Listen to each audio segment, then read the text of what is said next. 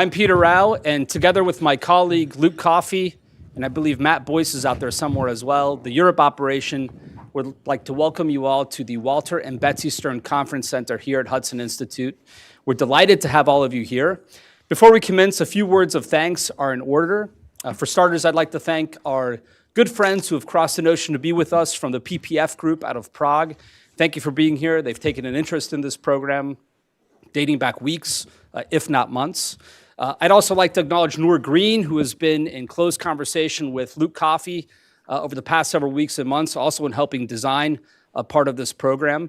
And I'd like to thank all of our friends and allies in the transatlantic community who are either in here in person or are watching at home or from their offices. In particular, I'd like to thank the Estonians, Lithuanians, Poles, Romanians, the Czechs, and the United Kingdom, as well as the Ukrainians for either ad hoc special partnerships that we've struck up over the past 6 months or outright institutional partnerships that we've developed over the past year. I'd like to also thank the Hudson Institute leadership for their support of our programming, in particular our president and CEO, John Walters, as well as Joel Scanlon, our vice president. Ever since we've launched our Center on Europe, they've made clear that we need to have Ukraine policy in the forefront of our minds, which we've sought to do. And in fact, John Walters will be leading a delegation to Ukraine in the near future to help refresh our impressions from the ground and ensure that our policy can be as crystal clear and as focused and sharp as it needs to be. We are here today to commemorate two anniversary dates. One is 2 years since the full-scale Russian invasion of Ukraine, and the other is 10 years since the annexation of the Crimean Peninsula by the Russian Federation, as well as their operations in the Donbass, Luhansk, and Donetsk, and of course subversive activities that go back many years, even decades, to try to undermine the government in Kyiv. But as our title suggests, we are not here just to commemorate and look back. We are taking stock of Ukraine in 2024. And so we aim to have a forward-looking conference on charting a path forward for Ukraine in the days and months to come, and hopefully not years to come, but potentially as well. You've probably noticed from our lineup that this is, and by the uniforms in the room, a military-heavy conference. And I think the reason for that is also rather intentional. We'd like to really put a focus on the war itself, a war which continues and which we shouldn't lose sight of as talk about reconstruction in post-war Ukraine bubbles to the surface in Washington. And so for that reason, we're really delighted to put a focus on where we are today, what's ahead of us in the months and years to come, and what the military options might be for Ukraine. To kick us off, we have a military man whom we're delighted to welcome to the podium for a keynote from one of our closest allies and friends. As you'll notice, the Czech embassy and the Czech Republic has been a close partner of ours in designing this program. We have two prominent speakers from the Czech Republic joining us today.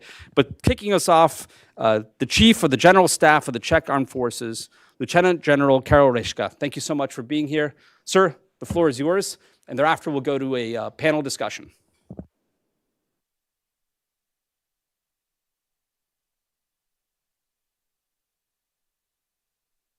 Five minutes? Okay, first let me thank you for invitation, for being here. It's a real pleasure, and I think it's really important that we talk about Ukrainian here right now in these times. For all of us, I think we learned a lot from the Ukrainian war, and we're learning lessons from Ukrainians. For me personally, it shows that it is totally crucial to have resilient society. It tells us that if you want to be ready for serious crisis, it's a whole of society work. It's not just military, and you need to be preparing over the long term. And it also shows us the dangers of the strategic dependencies, which we are still sometimes, unfortunately, building. When the war started in Ukraine, there was a lot of voices around Europe, and I'm sure around the US as well, talking about how terrible it is, talking about Ukrainians having no chance, they will collapse in a few weeks, Russia must win, and it didn't happen. And it didn't happen thanks to Ukrainians, thanks to the resilient society and the will to fight. And I think it was a great lesson for us, and why they're still holding on is because of the Western support, obviously, but it's not that we gave them the Western support because they are nice people, but because they won the Western support, because they stood firm, they were resilient, and they didn't collapse. Because if they collapsed, there would be no support. And also, they showed us and our societies that they are worth of supporting, that they are will to fight, they protecting some values, and it puts such a pressure on our societies that they put pressure on the politicians, and we supported them. So I think it's important to realize that it's not just that we are being nice, but it's actually the Ukrainians won the support by blood. So in the beginning, everyone was talking about Ukrainian collapsing, Russia is winning. It didn't work like that because Ukrainians showed us the way and they fought hard. And then after some time, it started to turn around and people were thinking, oh, Russia is collapsing, you know, the war is over in a few months, which wasn't realistic. But now we come into another wave and it's turning back again and everyone is becoming pessimistic about, you know, what's going on in Ukraine and Russia is winning, we have no chance, but it's also not realistic. So there's no time for defeatism. It's just not realistic. The Ukrainians made a huge achievements. They liberated over 50% of the occupied territory originally. They pushed the Black Sea fleet to the east of the Black Sea, and they keep open the grain corridor. They still keep the no-fly zone for Russia above their territory. So they're making a huge achievements. And I think when we look at the Ukrainian conflict, we need to start thinking strategically and be realistic. This intended special operation turned to the big conventional war between two big states. And it's never easy, and it never takes a few months. It's always long game. So if you look at the Second World War, after 2 years, the Hitler was occupying the whole of Europe, and they were pushing very hard on the Red Army in the east. And no one could imagine how we could win, but we won, finally. And if you go to the First World War, or to any other big war, it was always like that after first or second year, the situation wasn't rosy. And I think we need to be realistic. And why I'm saying it, because I hear those dangerous voices, which are fed by the Russian propaganda about, you know, how miserable we are doing, and Russians are learning, and they have this, you know, wartime economy, and they push in the industry hard, and they produce so many tanks, and blah, blah, blah. But in reality, the Russia cannot stand towards the West if we have the will to support the Ukraine. And why should we support Ukraine? Because it's really important. It's important for Europe, and I totally agree that Europe should put more into the game, and we should push hard, and we should put more effort in supporting Ukraine. But it is actually happening, because Europe is increasing the support.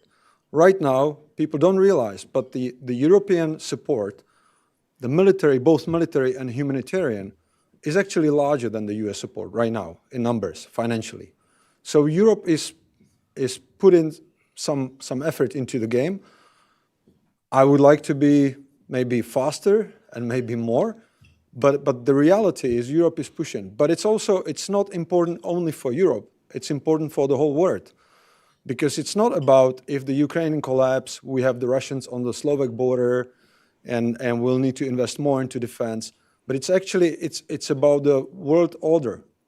It's about we set in, just like after the 30 years old war, we had a Westphalian system, then we had a Vienna Congress after Napoleon Wars, then we have, every time we have a breaking point and we kind of reconfigure the international behavior, the norms, how we behave between the states and the security infrastructure. And I think we are in the new point. So the way we behave now, the way, you know, how we behave and how we stand firm or not stand firm, and what's going to be the outcome and how much Russians can get away with it, this will shape the world we will live in. And obviously, it is very important for us in Europe, especially countries like me, like my country, and we used to be a Russian colony, We were not part of the Soviet Union, but we were a Russian colony for decades. So we know that it's not good. But I think it's also important for everyone around the world, including the US. And if you look at how much, for example, our Indo-Pacific partners are interested in the game and how much they ask us about the details, and even in the last military committee in NATO, there were our Indo-Pacific partners sitting and discussing, and they are very much interested because they know it's interconnected. What's going to happen with Russia and Ukraine, that will shape also the behavior of other powers. So I think this is really important to realize it. So going to the military situation, again, there's no time for defeatism. It's not lost. The Russians they can produce a lot of stuff now. They can generate some manpower, and they can generate just enough to replace the losses in Ukraine. But they have like historically largest, at least for the last decades, the largest defense spending. The defense spending is about 40% of their state budget. And they put a huge effort into it, and they can generate and sustain the forces in Ukraine, but they cannot do much more. They're not like hugely increasing armed forces. So they are also smoked, and they have troubles to sustain it. And if we keep the support, and if we enable Ukrainians to consolidate the gains, to put the proper defense now, to consolidate the forces, to generate more reserves, and we help them and give them what they need, I think this is not lost at all. Because we need to start thinking not, whether there's going to come some silver bullet in 5 months and everything will end. We need to think about what we can do in 2024 for Ukrainians to do something in 2025 and 2026, because that's the realism of the big war. So I just want to put the message that I think and I believe it is really important game now. It's not important only for us in Europe, it's important for everyone.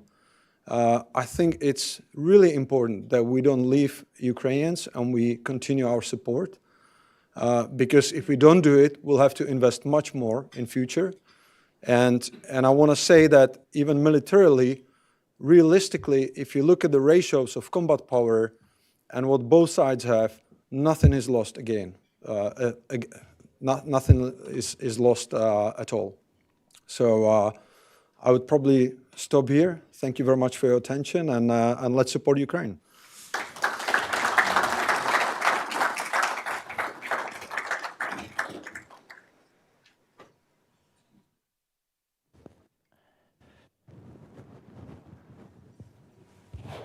What do you want us in order? Please. I'll sit here on the end. Well, thank you, General. And in a moment, I'd like to pick up where Kyiv ended, which is to say, what are the military measures we can take this and next year to support the Ukrainians? But I thought I would just open a bit tabula rasa, blank page, and give each of you an opportunity to make a few opening remarks. Before we go to you, General Kaczynski, first, I just have to tell this anecdote because my mind immediately flashed back to it. The first conference you and I attended together, you were not yet General Kaczynski, and in fact, we were the two guys holding the microphones, going around letting people ask questions. So it's a real pleasure to see the heights to which you have ascended now, the J4 at the Pentagon. Lieutenant General Kaczynski, the floor is yours for a few minutes. All right, thank you. I'll be very brief. But one, thank you very much for that. This is an honor to be here with such a distinguished group for such an important reason. So to Peter and Hudson Institute and all, thank you for that. As you know, the U.S. Department of Defense and the Joint Staff, as well as the nations and organizations represented on this panel in this room, have been laser focused on Ukraine support for the last 2 years and 4 days. Though our relationship with Ukraine obviously goes back much further. I'm sure many in this audience know that over 3 decades ago, the newly independent country of Ukraine was briefly the third largest nuclear power in the world. Thousands of nuclear arms had been left on Ukrainian soil by Moscow after the collapse of the Soviet Union in '91. But in the years that followed, Ukraine has rightly made the decision to completely denuclearize. So in exchange, the US, the UK, and Russia would guarantee Ukraine's security in the 1994 security agreement known as the Budapest Memorandum. However, with miserable irony, Russia violated this agreement and international law by invading Ukraine. But nonetheless, the US, the UK, and well over 50 countries, as was discussed, are working together to assist Ukraine. And so with Russia's war with Ukraine was obviously intended to weaken the alliance, but instead it strengthened the NATO alliance and created others. I'd argue it's galvanized allies and partners in the region, accelerated the strengthening of defenses in individual countries and collectively for the defense. Just a personal experience about living in Eastern Europe. So I had the privilege of living in Eastern Europe over 15 years ago with my young family, maybe soon after the time that we went to school together at Fletcher School. And at that point, I was in Western Hungary in a place called Papa, air base and town, which actually was a former Soviet fighter base about 35 years ago. At that location, we set up a first-of-a-kind 12-nation strategic airlift consortium, with many of the countries represented here and many that are supporting, from Sweden, Finland, Estonia, Latvia, and many others. And so had the opportunity to work there and actually be the first commander of that unit. What I'd say at that time, and while interesting at that time, Finland and Sweden were not NATO members. They were incredibly integral partners to what we're doing. And that unit continues today to support NATO missions, United Nations missions, and other important missions, and has played a significant role in supporting the assistance deliveries for what we need in Ukraine. My boss, the General C.Q. Brown, which I think you had a chance to meet with yesterday, it talks about we have to do things as simply as walk and chew gum at the same time. Basically, understand our strategic focus, but be able to support the current ops of today. And so I'd just briefly about being the joint staff in J4, that may not resonate or understand, but just basically I work as a director for logistics for the joint staff for General Brown. In that role, we advise him and the Secretary of Defense, but also coordinate the joint logistics enterprise. So all the services, logistics, all the Department of Defense, to include allies and partners, to include industry, commercial partners around the globe. But I tell you, since 2 years and 4 days ago, we've woken up every day, the team, in particular our J4 team and the joint staff, thinking about what Ukraine needs. How can we support them? How can we identify that equipment that needs to get on those planes and ships and places to be able to get there in time to support them? And we do that continue to today. So very proud of our joint force and the joint staff team. In particular, we've enabled over that time $47 billion in security assistance, not only to Ukraine, but also Taiwan and others. And specifically, a transfer of $20 billion in lethal aid to Ukraine across 54 presidential drawdown packages to help Ukraine defend its sovereignty. So I just want to end on a note of as you allude to, the U.S. is a player in this, significant. We probably need to continue to support and do more, I believe. But when it comes to the international effort, especially economic and security assistance, given its percentage of GDP, the United States is not the top donor. I mean, we're actually 16th in the world when it comes to that in percentage of GDP, with Estonia on top at 3.5. Canada's pledging millions of dollars, UK, Germany, and others. So I'll stop there, but just the point that was made too about we need to continue to do more together, continue to adapt, and to continue to work together to support Ukraine and the Ukrainian people. Thank you. And I think I saw a smile creep across the Estonian ambassador's lips as you mentioned his as a percentage of GDP spending. Next, we'll go for an opening round to Jan Jureš, who is the Director General for Defense Planning and Policy at the Czech Ministry of Defense. Sir, a few minutes from you. Well, thank you very much. First of all, thanks for having me and thanks for organizing this event. It's very important that talks like this are still happening in this town. Let me briefly focus on Europe. Europe has performed far better than anyone expected before the war started. I think this must be emphasized.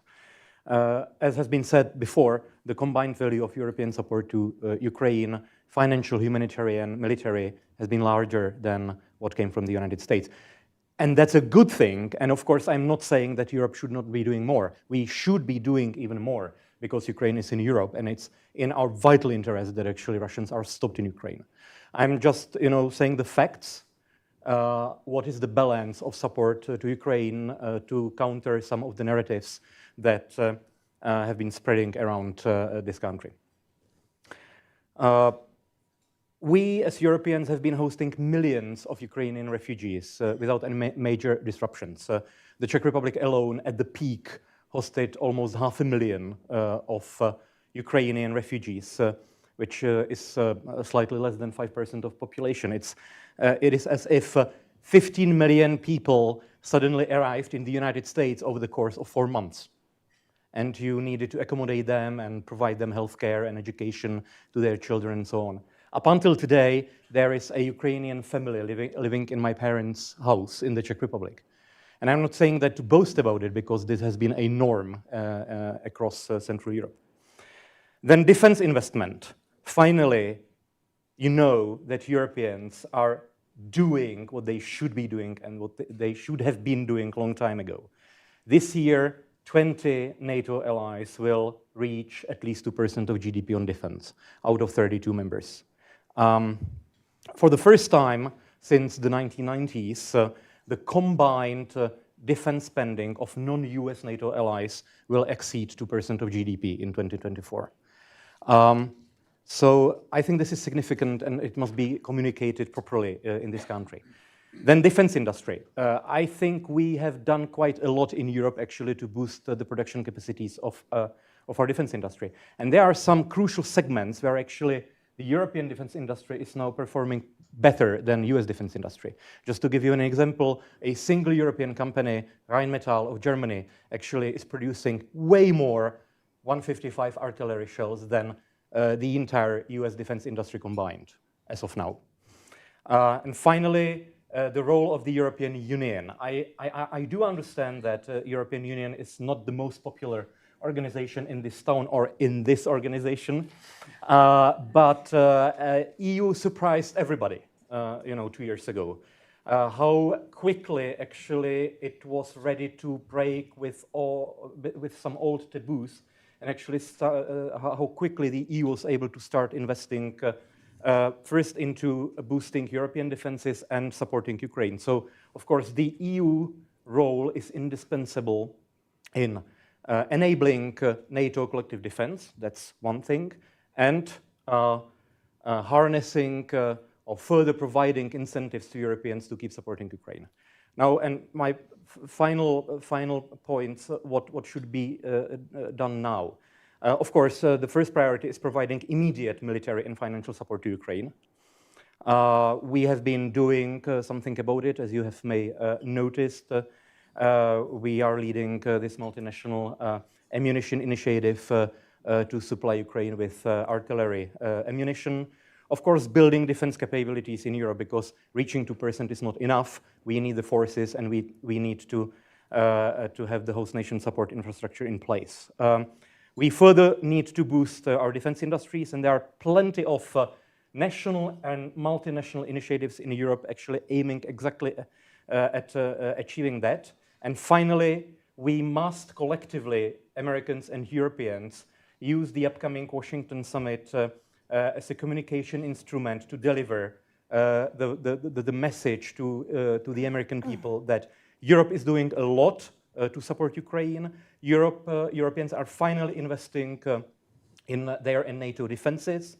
And finally, it is in the US interest to keep NATO strong and to keep supporting Ukraine. Thank you. Thanks. And last but certainly not least, I don't know, Rebecca, do you need an introduction? I'll give you one anyways. Rebecca Heinrichs, my colleague here at Hudson, a senior fellow and director of our Keystone Defense Initiative. She was also a member of the Strategic Posture Review, amongst other positions she holds in consultation with U.S. government and defense planners. She has been a leading voice, I would say, on Ukraine in our major media and writes on this topic regularly. Rebecca, thanks for joining us, and the floor is yours. Thanks for having me, Peter. It's a great privilege to be here. And I'm going to begin kind of where we just left off. And that's one of the things that I have just continued to be impressed by or just realize over the last 2 years is how much the American people just need to be reminded about why European security is directly related to American security. And so I completely agree that the reason that Ukraine matters, it's not just because Ukraine is important. Ukraine is very important. Ukraine is very important to the security of the rest of NATO in Europe. But it really gets back to the initial remarks from our keynote here, which is that this is the U.S.-led, is the way I like to describe it. It's the U.S.-led international rules-based order. And it's one where we've all benefited from this. The American people, economically, from a security perspective, have benefited from this order. And I've spent a lot of time from my work at this think tank really going back, and my colleague Luke and Peter, and reminding people about what we mean by that and really fleshing out what that means. It means that the sovereignty of nations and their borders must be respected. It means that if you have a 9th century grievance about ethnic Russians, you don't get to just begin invading countries because you see Russians there. I mean, there's Russians in New Jersey. So, so that's something that we've had to kind of go back to and reestablish and remind people about what we mean by the U.S.-led order. And then, of course, it also means that international waters are for all of us, that the U.S. Navy's primary responsibility is making sure that international waters remain free and open, and that nobody stakes claim to them and pushes international trade out of those major waterways. And that's something that we've been watching, how important it is for Ukraine to be able to open up and keep grain flowing through the Black Sea. And so it's a great privilege to be a member of the team here at Hudson Institute, especially over the last 2 years, and really appreciating that this is an institution that understands that U.S. security is directly related to the security of Europe. And so really important to make that point. And then where we are militarily, I think it's also important to assess that Ukraine not only has not just folded when people thought that they would. I mean, the last briefing that I received from somebody who would know in the military, right before Russia's full-scale invasion in February 2022, the assessment was that it would last about 2 weeks, that Russia was going to do what Russia was going to do, and it would be about 2 weeks, and it was going to be awful, and everybody should be prepared for that. And that was a sobering and really terrifying assessment. And then clearly, I mean, look what Ukraine has done. Ukraine has regained 50%. First of all, Ukraine still stands. Kyiv still belongs to Ukraine. Ukraine has strong Ukrainian national identity, so much more even than it had before the invasion. Regained 50% of their territory, laid waste to 30% of the Russian Black Sea Fleet. Main battle tanks, armored vehicles of the Russian Federation have been destroyed by Ukraine. And over more than 300,000 Russian casualties. That's good for the United States. I'm unashamed to say that. Russia remains not just an acute threat to the American people and to the United States of America, it's a chronic threat. And so to the extent that we have friends that are defending themselves and depleting the military of one of the United States' primary adversaries, that's a good thing for the United States. But it's not going to be a good thing for Ukraine if we don't enable them to win, to end this conflict.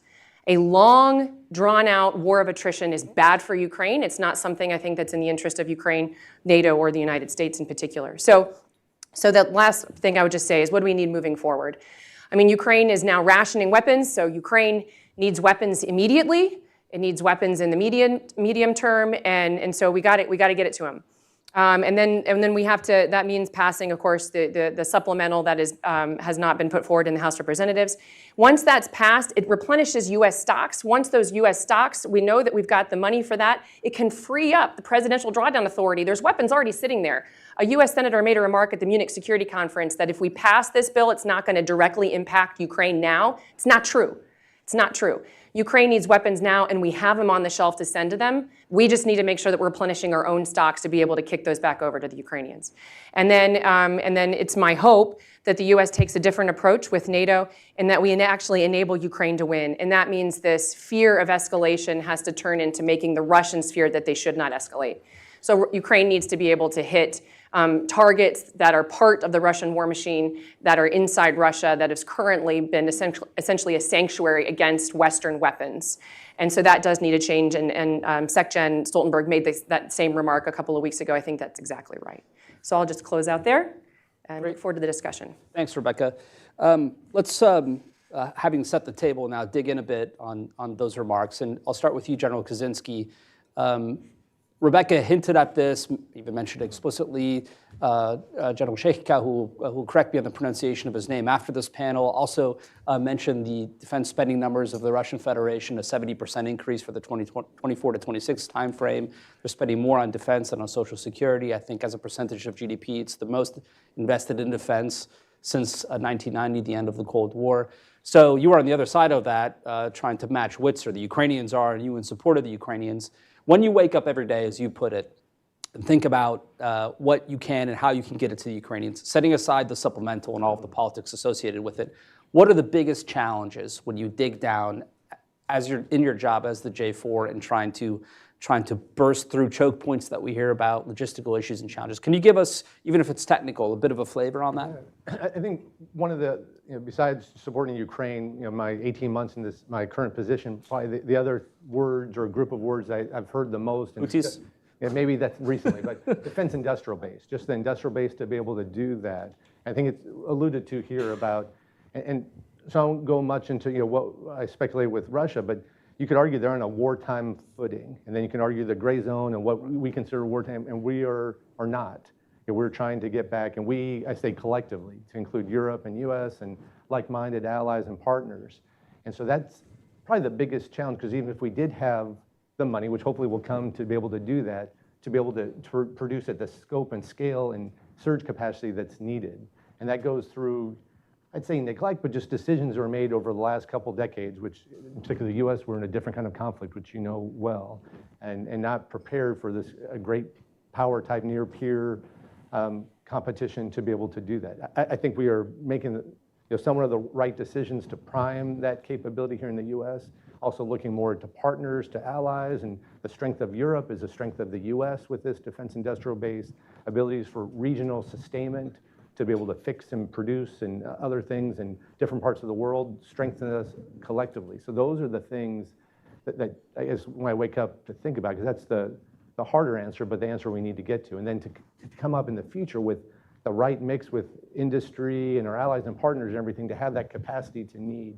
One of the new initiatives from Deputy Secretary of Defense Kathleen Hicks is a replicator initiative, which basically is to be able to, how do we design future weapon systems, munitions, others that could be mass produced at scope and scale and speed to be updated and done. A very good example is what Ukraine is doing now with counter drones and those type of abilities to keep iterating on that.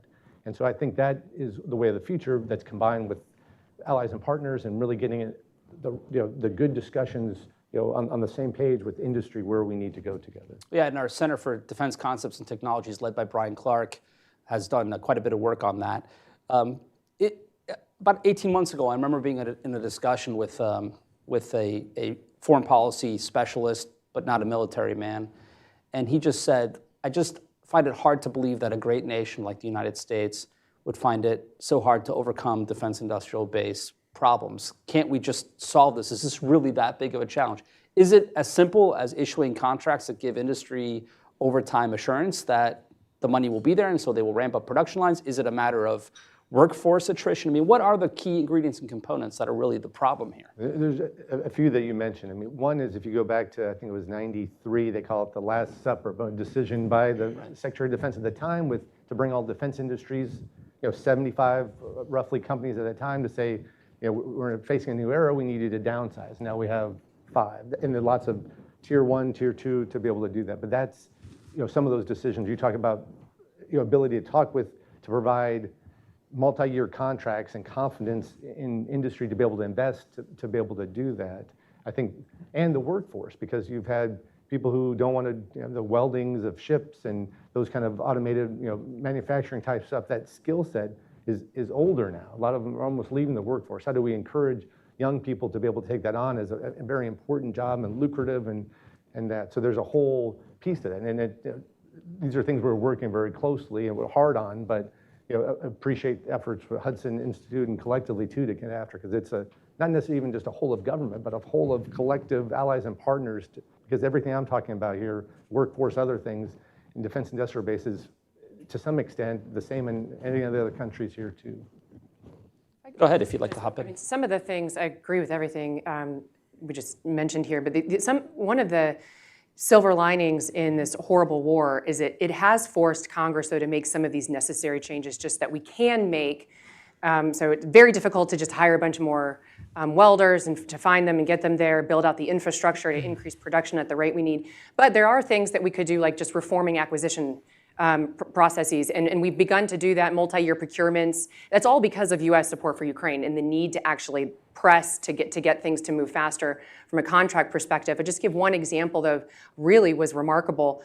The small diameter bombs that Ukraine needed, you know, when Congress authorized or permitted direct acquisition authority between the department and the Boeing company, I think it was, that produced that, they were able to just ramp up production. And from the beginning of that contract to the time that they were actually delivered to Ukraine was like a month. It was very fast. So it also depends on the particular weapon system. If we really do have the political will to get something delivered quickly, we can look around and this country can produce the weapons we need, with some exceptions where we're really literally missing people and some issue, you know, some parts in the supply chain. But that's when you have the strength of your alliances as well, and you can look to see, does somebody else have the ability to produce these things quicker, and can we help them get there? Well, go ahead if you. Maybe very briefly when it comes to the European. Well, that's what I'd like to ask. Is European the defense European industry. side of this? Yeah. Well, I would say the picture is broadly the same, of course. Mostly, it is really about giving them long-term contracts. Mostly, but that's not enough. As has been said, I mean, there are some choke points when it comes to access to some, you know, raw materials. For example, we have huge problems with that in Europe when it comes to producing powder for artillery shells and so on. What is even more frustrating in Europe, I don't really know what the situation in the United States is, but in Europe, actually, we have also faced a sort of an culturally embedded unwillingness of banks and other financial institutions to invest in defense industry and to provide defense companies with financing, either investment or loans. And actually, at the end of the day, we discovered that it was not, I mean, it is to an extent related to ESG, you know, rules on the financial market. So at the end of the day, we discovered that actually there was actually no EU document preventing financial institutions from funding defense industry. But as I said, it is more a sort of a cultural approach that essentially these banking executives believe that actually their shareholders and clients don't want to see them putting money into defense industry. But it is changing, and actually the European defense ministers have made over the past couple of months a coordinated, concerted pressure push, you know, to actually motivate the European financial institutions to start investing in defense. And there has been a Czech initiative or two to try to Europeanize acquisition of key defense articles. Can you give us an update on how that's going, given the intra-European debate on that issue?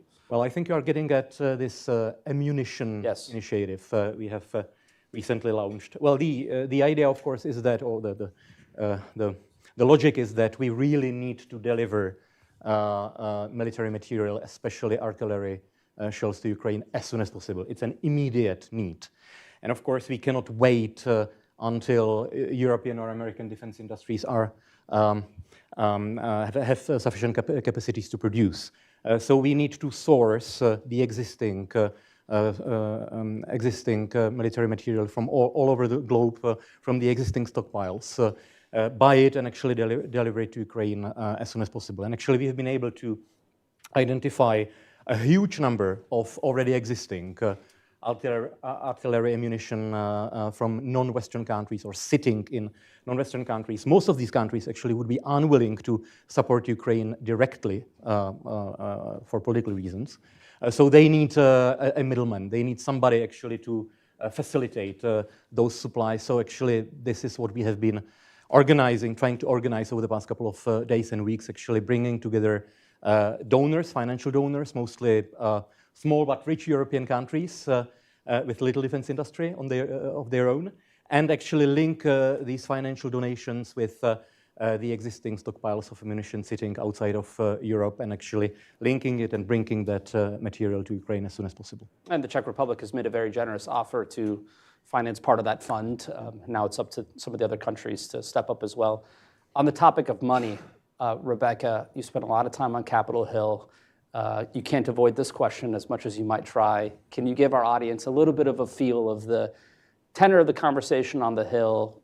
If you'd like to venture a guess on supplemental, feel free to do so. But since you spend so much time talking to members and senators, where do you think Ukraine feeling writ large stands? Yeah, I mean, my assessment is there is still broad, strong bipartisan support to make sure that Russia does not benefit from this war and that Ukraine wins. Those are sort of the two framings that I hear quite a bit. In no way can Russia look at what happened, no matter however the war ends, Putin cannot look and say it was worth it. That cannot happen. And so there's still strong bipartisan support both in the House and the Senate for that to be true. The place where we're stuck now, of course, you all know this, I think, is just the United States does have a crisis at our southern border. It's open, and it's an acute feeling that the American people have, and that's why it gets back to my original point about why it's so important. I've tried to make the point that it's so important that yes, I agree with you, this is a serious problem, but not helping Ukraine is not going to make this problem better. And in fact, not helping Ukraine is going to make all of American problems worse. And so that's the argument I think that we need to continue to put forward and then try to get over this political hurdle. I'm still bullish on the supplemental passing something like it. I think that it's not going to look exactly, I think, like the Senate version, almost certainly not. But I think Ukraine weapons will be released and sent to Ukraine. And to be clear, this supplemental is for the American industrial base as well, and so that we can help Ukraine and help Israel and make sure that Taiwan has the weapons that they need to deter another much worse war, I think it would be, in the Pacific. So on the money issue, again, I mean, you have to figure out what the priorities are for the American people. And I think we are in the beginning of a new Cold War, and it's far more expensive to fight one than to prepare for one, and to help our allies who are on the front end of that, help them succeed so that this doesn't turn into a much larger conflict. And that's just the main argument we got to make, but I think we're going to get there.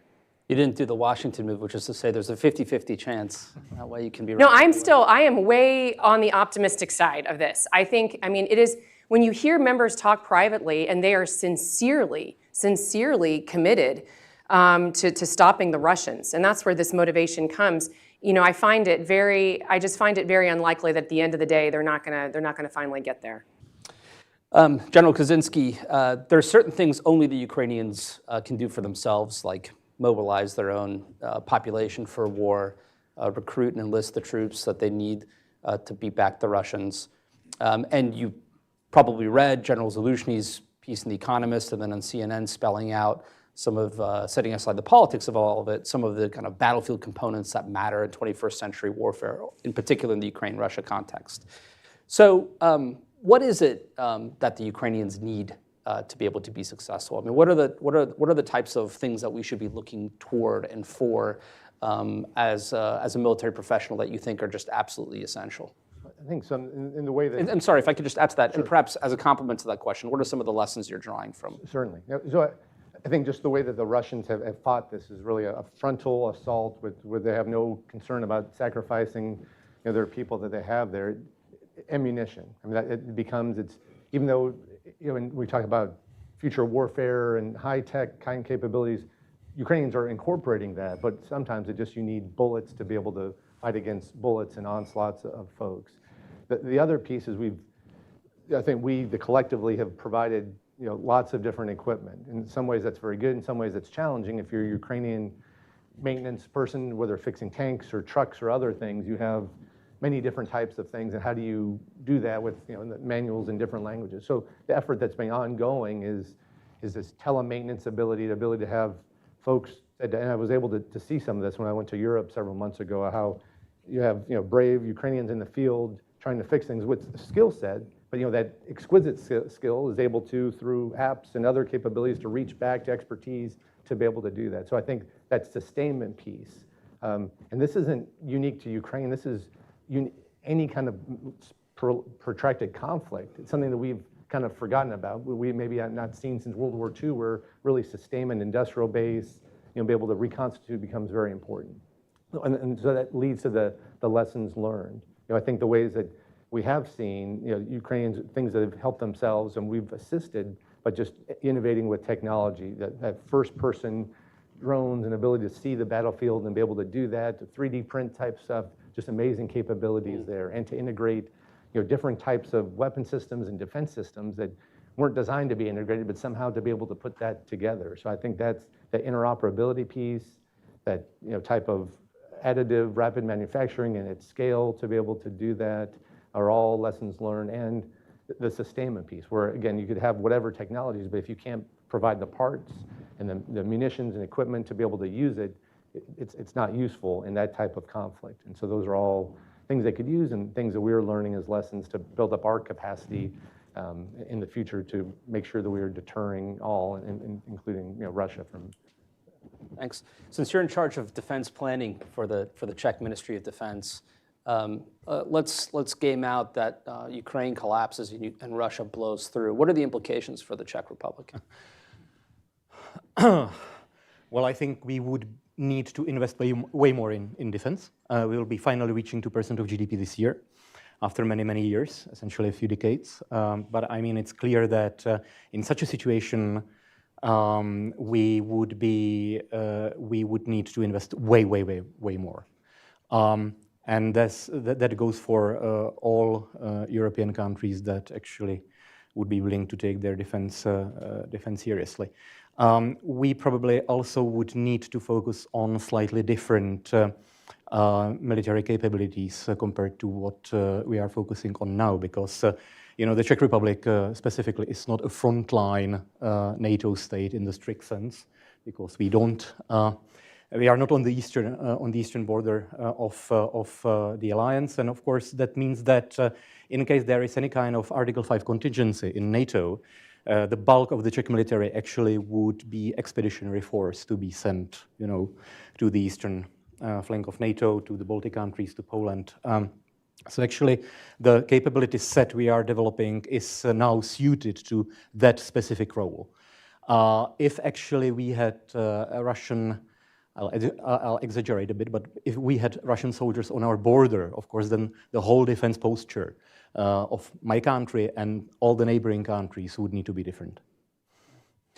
Rebecca, if I could nail you down as a specialist, let's say you work on nuclear weapons more than probably any other issue. In 2024, since we're taking stock of Ukraine moving forward, how do you see the nuclear weapons component of this whole crisis playing out? There's been a lot of saber rattling in the first 2 years by President Putin, which one could argue, given the Budapest Memorandum precedents that General Kaczynski laid out, could have proliferation add-on effects and cause third countries to conclude that the U.S. can be pushed off of deterrence because we're unwilling, for escalation reasons, to supply Ukraine with certain systems, et cetera. Can you game out a little bit what you worry about at night when it comes to Ukraine and nuclear weapons? Sure, I don't worry, but I will. When you wake up in the morning, right? Isn't that? I wake up in the morning ready to tackle the problems. No, I think that. So another big part of what we mean, a big pillar, I would say it's the pillar, but which is why this is the area I've gone into to really focusing my studies on. But the pillar of the post-World War II international order is non-proliferation, U.S. extended deterrent.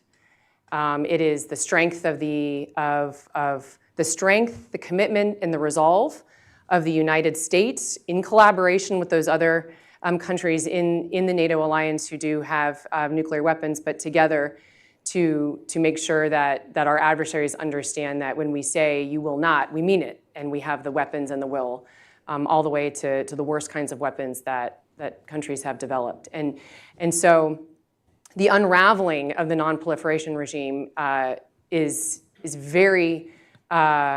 It would not be in U.S. interests, as an understatement. It certainly would not be, I think, for Europe.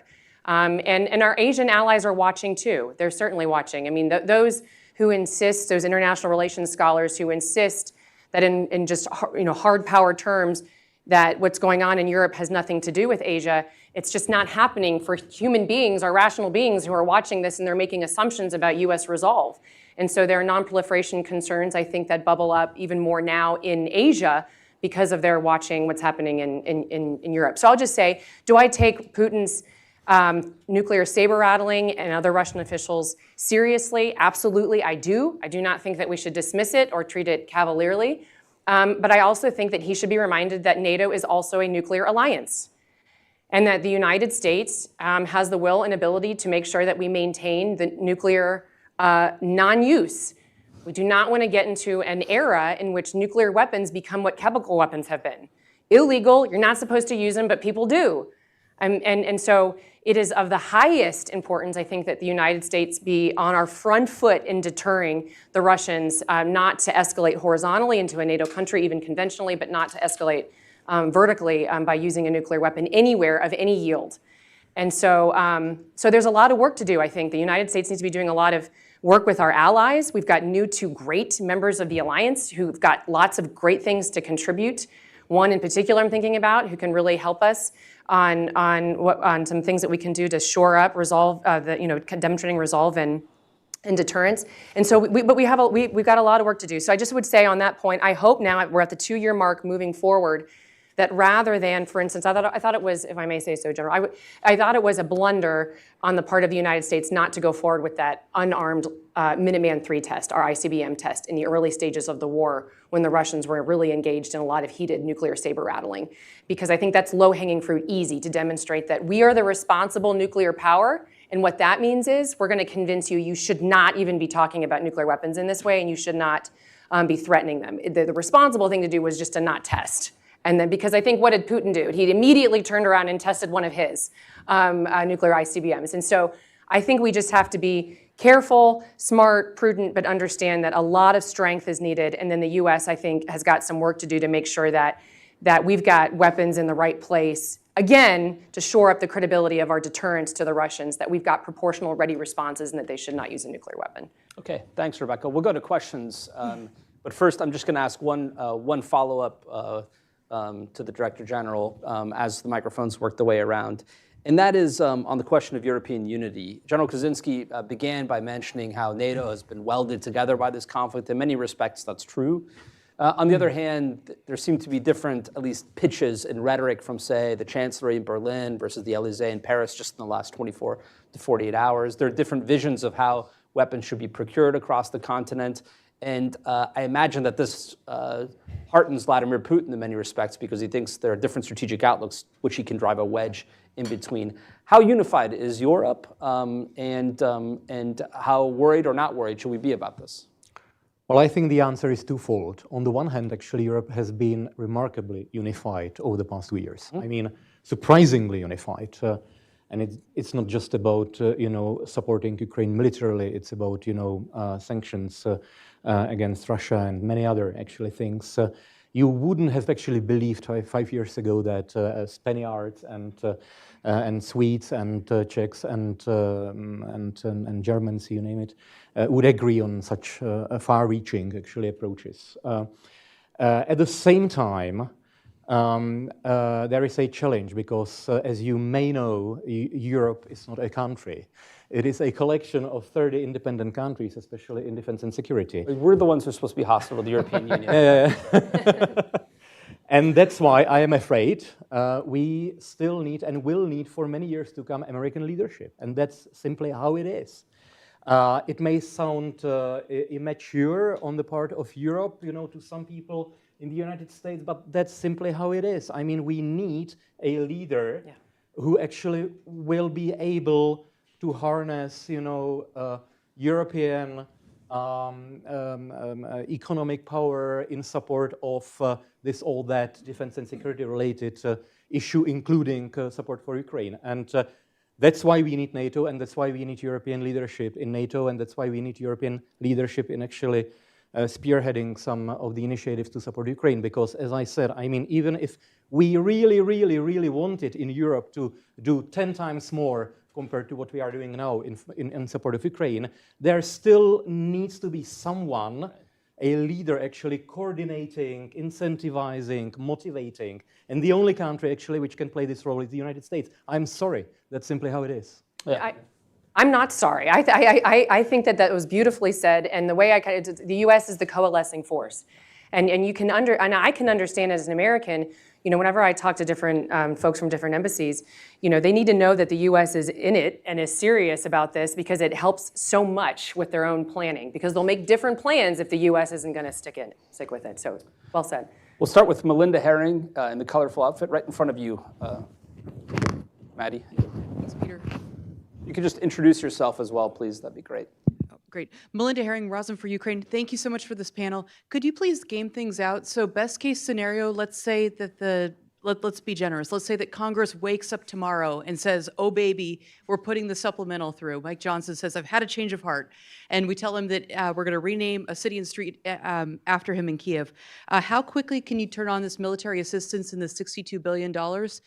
Is it a month? Is it 2 months until the shells arrive? And then conversely, if, let's say, Mike Johnson doesn't change, but we're able to use one of these beautiful, obscure parliamentary tactics to push through the bill, we get the bill through in June. What does that mean for Ukraine this year? Should we just start with you, General Kaczynski? Yeah. I'll again, all these comments, although I know this is being publicized and everything, these are Leo Kaczynski's comments, not the U.S. Department of Defense or the Joint Staff. We'll delete that out of the video. Yeah, I know. But and that's a key question. I mean, we're late to need and things, but that being said, at least I can speak from the Department of Defense and the Joint Staff and all that we work together in the U.S. government that are related with providing defense and other supplies and to Ukraine. We are still meeting every day, still tracking everything that we would need to be able to send once that funds gets approved. We're working with industry to be able to have an understanding of what's needed. So part of my job is to get things identified, to get them on ships and planes in time of need. And all this hasn't been done in isolation. This has been done with, in collaboration with all the other countries, UDCG, as well as with our Ukrainian allies too. Talking with them as we are, every day, several times a day, with the appropriate organizations there, determining what they need to do that. But some stuff will come quickly. There's other things that honestly, defense industrial base, that just takes time to make. Too long in my mind, but it's things that we need to provide and incentivize the defense industrial base to be able to produce at that scope and scale and capacity.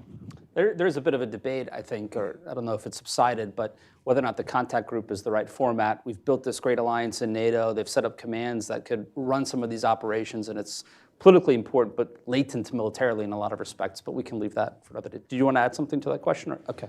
If I could just say too, some of them, I guess it goes back to what's in this supplemental. So some of the money is immediate. It actually goes to paying Ukrainian forces. So, you can't, some of the same folks who don't want to deliver aid to Ukraine, one of the reasons that they argue that they shouldn't is, look, Ukraine is going through so many soldiers that they have to increase the average age of Ukrainian soldiers that are going to the fight. Well, you can't oppose the means of addressing that problem and also complain about the results. I mean, the Ukrainians these folks need to be paid, and so that's this is that's in the supplemental. So that will be immediate. That will immediately go to the Ukrainian forces. I already mentioned there's already several $1 billion that are on the shelf ready to go from the United States to send. We just can't send that. It wouldn't be responsible for us to send it until we understand that we have the demand signal for industry to replenish our own stocks and to get going there.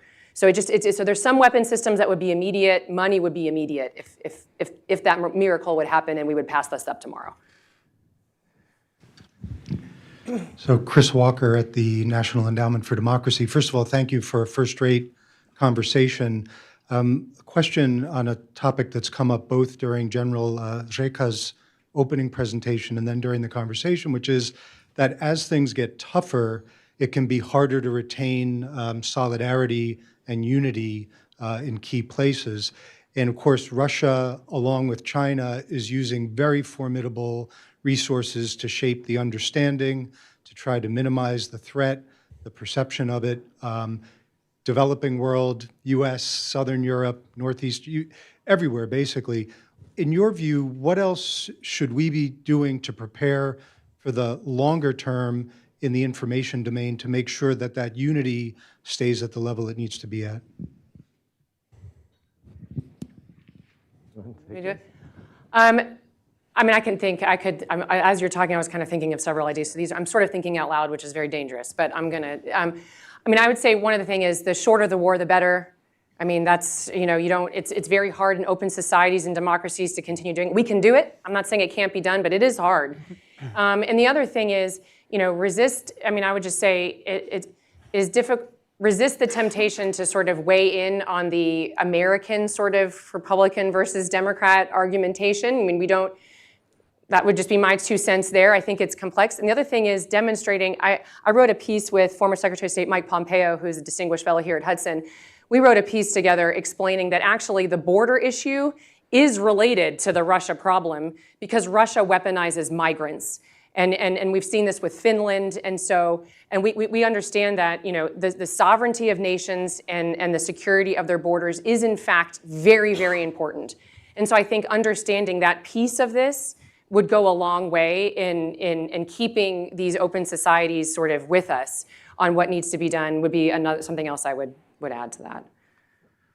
Well, completely agreed, and of course it is a complex question, so it would require us actually to talk about it for an hour at least. We must work hard on actually increasing sort of the mental resilience of our societies on both sides of the Atlantic, so that actually people are okay relatively with the notion that actually this is going to be a long-term effort. No matter what actually we manage, politically speaking, to supply to Ukraine, there will be, as our Chot said, there will be no silver bullet. There is not a single military technology which actually could be a game changer and once delivered to Ukraine would end up, in Ukrainian victory. There is no such thing. And we need to be consistent in explaining to our people on both sides of the Atlantic that this is the reality. I'm afraid that actually we haven't been very successful so far in many places, over the past 2 years in doing so, that actually there are some big deficiencies in the way our governments and leaders have been able to communicate some of these issues to the general public. And this must change, and this must change in particular in the context of the upcoming US election campaign and the Washington summit in July. We must really use every opportunity to deliver these messages. I think this argument has been made many times, including by you people here at Hudson, that there really is a strong link between what Russia is doing in Europe, in Ukraine, and what China potentially could be doing in Asia Pacific. And I'm not saying anything new to you. This is obvious, and I'm just confirming that when we talk to our Japanese, South Korean, Australian friends, they of course are saying us, yes, we watch closely what's happening in Europe and what Europe and the United States actually are doing to confront Russia. And it would be a complete disaster for our own security in Asia Pacific if Russia was to prevail in Ukraine. And I mean, this is a powerful argument. We just need to use more efficiently and frequently here in the United States. I mean, come to think of it, the one time Australia's security was truly imperiled existentially was when there was a collapse in the European security order and eventually in Asia as well. I'd also just add to the point about messaging and political leadership. The polling that I've seen shows a pretty dramatic movement in support of Ukraine when it's coupled with a strategy for victory, articulated by political leadership. And then, I mean, Rebecca already noted that there is bipartisan support. I agree with that. I think there's many indicators to underscore that, but it becomes even more dramatically so when there is political leadership in support of a strategy. Did you want to make one more point? Yeah, I was just going to say, Americans like to win. I mean, so I think there's a misunderstanding that sort of the Americans are. I mean, I do think that the isolationist thing is real. I think it's very small and fringe, but for the most part, there's a frustration that we just need to have a winning strategy. And so totally agree with Peter on that point. Yes, sir. And maybe we could also direct our questions to somebody in particular, just because. Oh, sure. Well, good to see you again, Leo. Question's probably more for you, but I'll pose it to all the panel and probably also appropriate later in the day, and that is, what is different or what is not on the menu in the supplemental weapon systems in particular that would break out from this war of attrition that we currently see on the battlefield? Could you just introduce yourself? Oh, sorry, Brent Sadler, Heritage Foundation. Yeah, and again, it's, but be careful how I speak to that when you're talking about strategy and things, and this is just actually for the benefit of Ukraine and what they want to do and to be able to do that. What is in there, things as simple as needed as pay, as important as sustainment type things, munitions, additional weapon systems to be able to do what they need to do. Are high-end potential weapons in there, but that breakout becomes challenging, and that's just because of the size and scope and where the war is right now. But I don't want to speak for Ukraine. I think they have a good, they were working through with a strategy of how to be able to go forward, but I won't be able to comment any more on that. Yeah, I would just say, every time the United States has made the decision, and you know this, every time the United States has finally made a decision to give Ukraine HIMARS or to let Lithuania and Latvia and Estonia send weapons that the United States had to approve because of the, whatever, it's our technical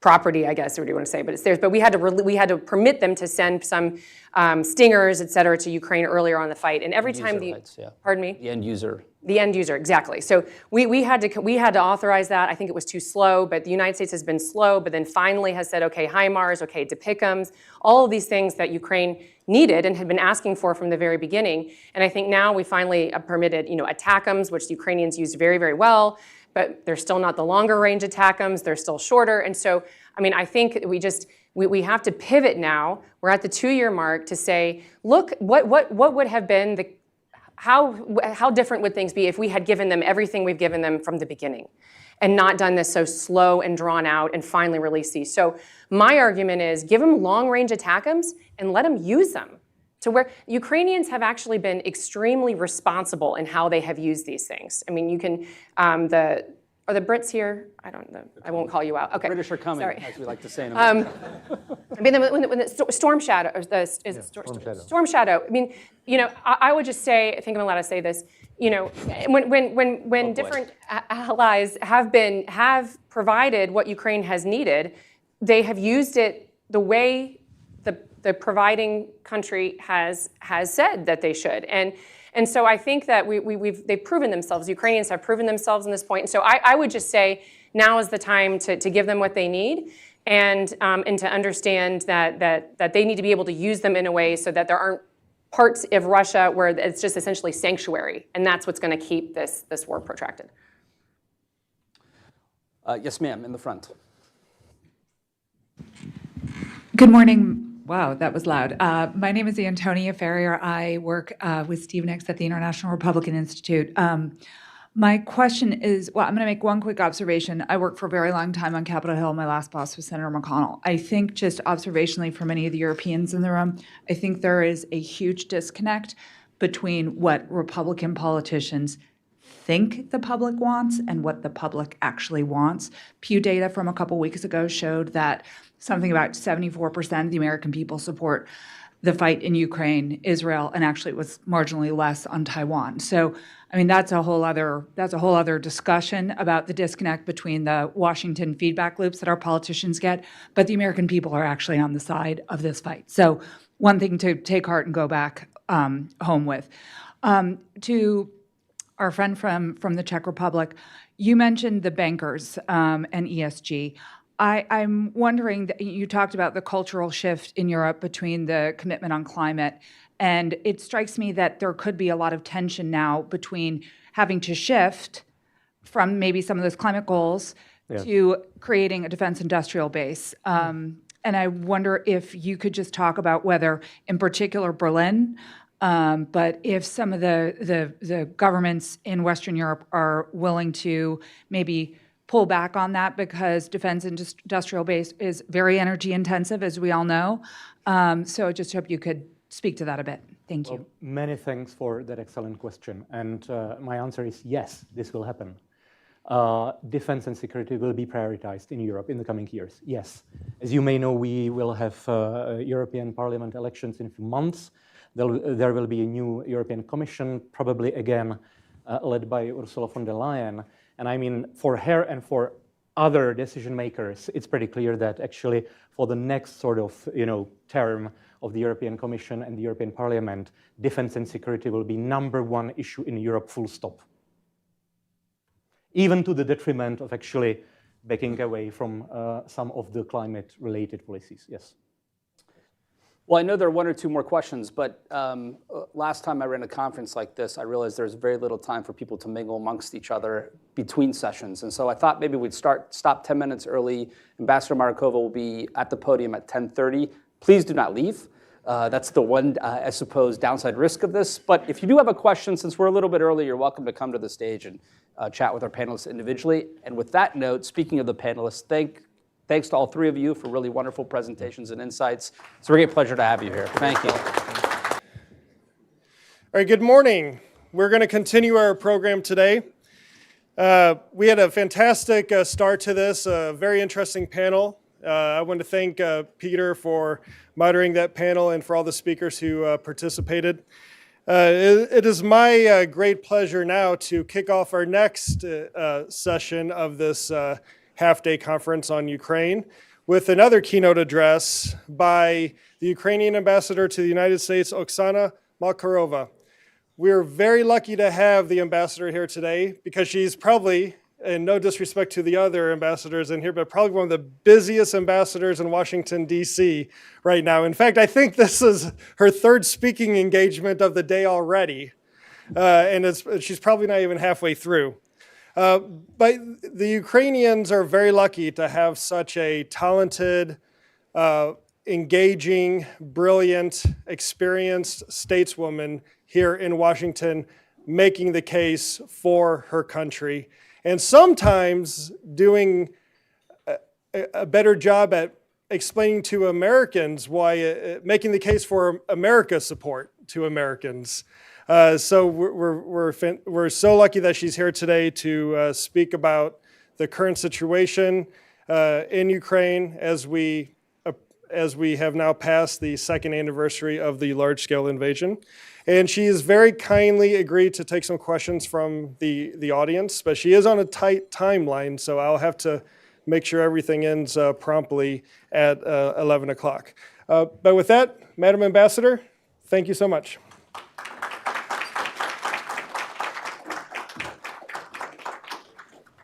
Thank you very much, Luke, for this kind introduction.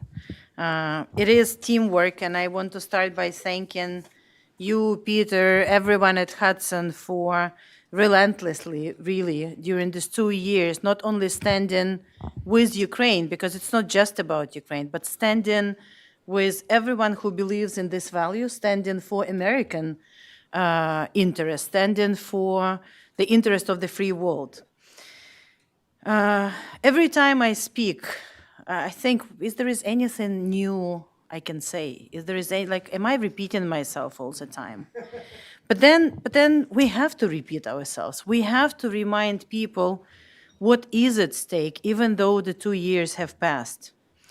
And we all know that, yes, the full-fledged Russia's full-scale aggression started 2 years ago. But then 8 years of low-intensity Russian aggression preceded that moment. In fact, Moscow has been trying to subjugate us during the past 400 years. Majority of those years successfully so. Putin's false vision of the past isn't new, of course. The difference is that the current attempt of Putin to destroy Ukraine has many more implications. It's not just about Ukraine anymore. He's not attempting to annihilate, really, but also to ruin the global order. Putin's aggressive plan, and I know I don't need to explain it to anyone in this audience, but we have to remind everyone who hear us today that they go far beyond Ukraine. After 24 years in power, the Russian dictator has become really detached from reality and obsessed with the pseudo-historical delusions, and we keep hearing it. He really believes Russia is above international law, and he sees his mission in expanding this Russian empire, whether it's the Russian Federation or Russian Empire or Soviet Union, whatever he has in mind, and think about the zones of interest. His regime's mouthpieces, and we just saw it at the UN from so-called Ambassador Nebenzia, threatens everyone and clearly says that they are going to destroy Ukraine, and not only Ukraine, and that their intent did not change. Those who believe that Russia will not dare attack European countries or even test Article 4 of NATO should also recall that the majority of them did not believe Putin will launch a full-fledged invasion in the first place.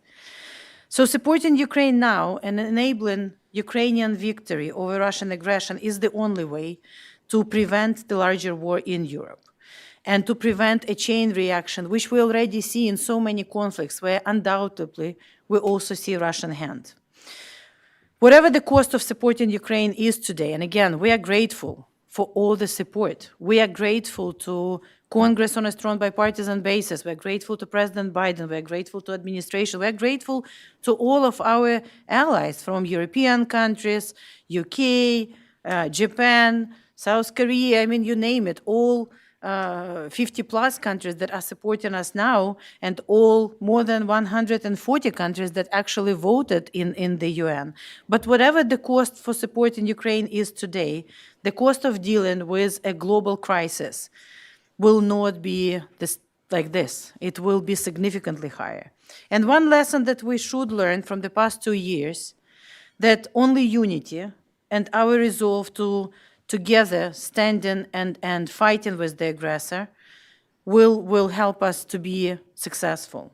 Appeasement has never worked. It never worked in the past with other dictators. It never worked with Putin during the previous more than 10 years, definitely did not work after we signed the Minsk Accords. And it didn't work during the past 2 years, and it will never work. So our message as Russian full-fledged aggression enters into the 3rd year is very clear. Believe in Ukraine and stay together with us. Only our collective unity and our resilience in the face of this aggression and terror can stop this aggression and terror. And, you know, we also have to remind that we cannot normalize the aggression in the 21st century. We cannot, because it lasts for 2 years as the full-fledged phase, accept it as something that actually can happen in parallel with us having the Olympic Games and doing something else. You know, it cannot be normalized. All nations should rally behind this cause. All nations who believe that territorial integrity and sovereignty are not an empty words. At the end of the day, all nations want to see the international law upheld and cooperation also prioritized over military conflicts and wars. So Russia aggression now against Ukraine is the bloodiest war Europe has seen in 80 years. With this war, as we know, they are not only trying to kill us and destroy us and attack our heritage, but they also want to redraw the world map and also rewrite history. Enslaving Ukraine was supposed to be just a first step in this plan, dividing the world into new zones of interest and again restoring the empire. And thanks to Ukraine's courage, thanks to our President Zelensky, thanks to every Ukrainian on the battlefield and everywhere in Ukraine, but also thanks to the support from all of you, from all of our friends, Russia is still stuck at this step 1. For Russia, this war has never been about Ukraine's neutrality, NATO's enlargement, protecting Russian speakers, or any other false pretext which you and me have heard during these 2 years, during the 10 years, you know, in different venues. It was always about destroying an independent nation, Ukraine, and others, simply for one reason, for the civilizational choice that we made to be free, to be independent, to be European, to be members of European Union and NATO in the future, to be democratic, to elect our officials and to change them on a regular basis, you know, to be like the rest of the free world. That was the only reason. And we clearly see in the last interviews and speeches how finally we hear what it was about, even from Putin himself and his war criminals around him. Neither in 2014 or 2022 the aggressor was provoked by anyone. This war is the war of choice. Russians decided to do it in 2014, like they decided to attack Georgia in 2008, like they decided to attack their own Republic of Chechnya twice and held genocidal wars there, like they decided to do what they've done to Moldova and put their army in so-called separate Transnistria, like they decided to shut down MH17 from the skies, a passenger flight, like they decided to poison people on the streets of the United Kingdom. So it's just a war of choice, and we stopped them in Ukraine, but we did not win yet. Of course, Ukraine is the one who's suffering the most in this war. And with all the atrocities, and I don't need to count all of them, you know them more than I do, and unfortunately, all the killings and civilian killings and attacking of hospitals and residential areas and abducting Ukrainian children into Russia continues as we speak everywhere in Ukraine, and especially on the territories which are still occupied by Russia. But then no one wants peace more than us. We want peace. We are not the ones who started the war. We are not the problem.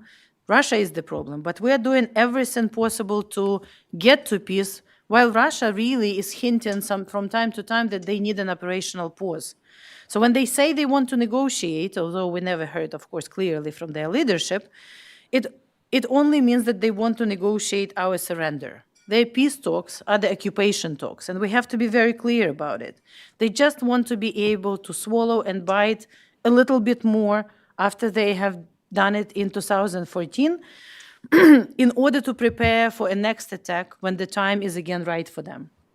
So just a little number, Luke, when I was preparing for today, I looked at how many rounds of negotiations we held with Russia after so-called Minsk Accords, were signed, which were not particularly fair to Ukraine, but as a democratic and law-abiding nation, we tried to implement them to the T while Russia was rearming themselves. So between 2014 and 2022, we held 200 rounds of peace talks in various formats, and we agreed to 20 ceasefires. Each of them was violated by Russia, and then in 2022, they completely violated the whole diplomatic process by starting a full-fledged aggression. So, again, whatever Russia is putting on the table or whatever Russia is trying to hint about the talks is really not genuine. If they want to stop the war, they can stop it in one day, make a decision to stop it and get out from our territory.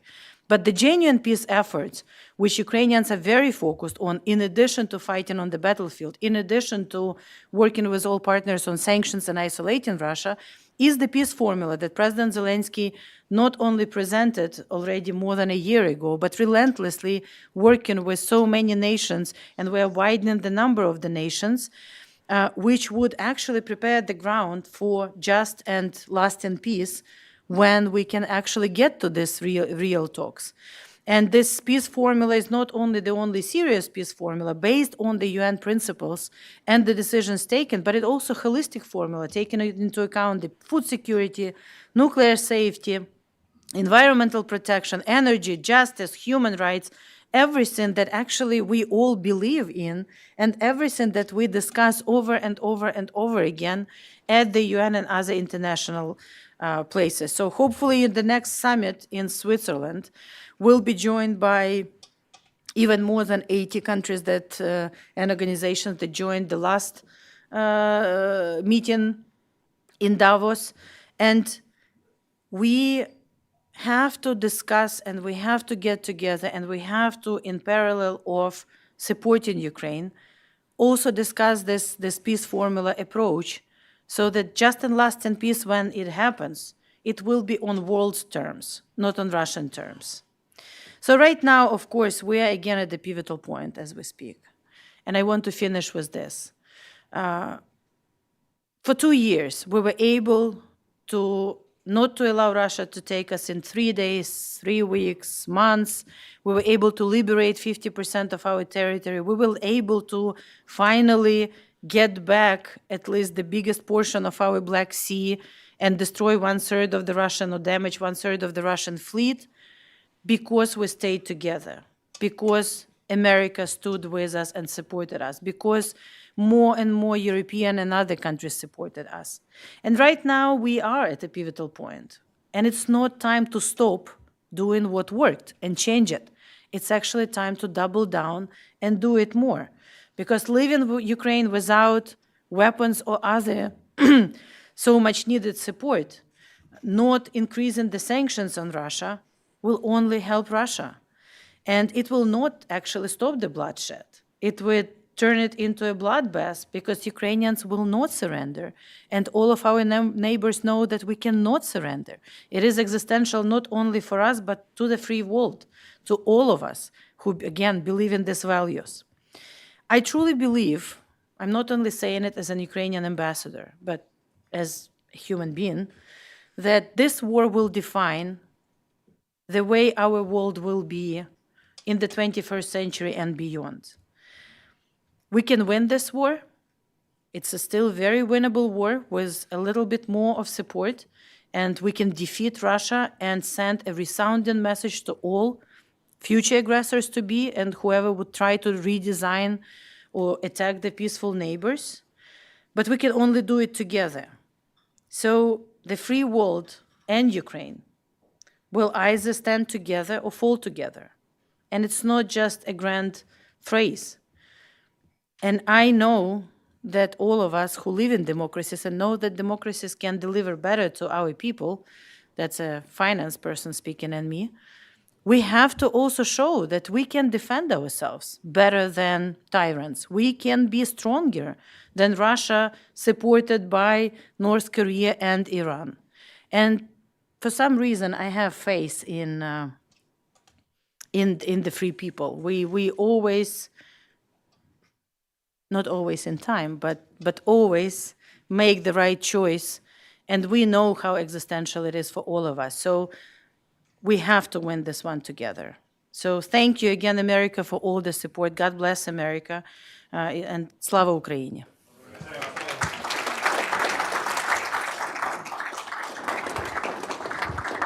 Great. Thank you, Madam Ambassador, for those fantastic remarks. I really like your emphasis on the peace formula. If you're not familiar with the peace formula, because this is something that gets lost in the bigger debate here in Washington, I suggest you go and Google it and check it out.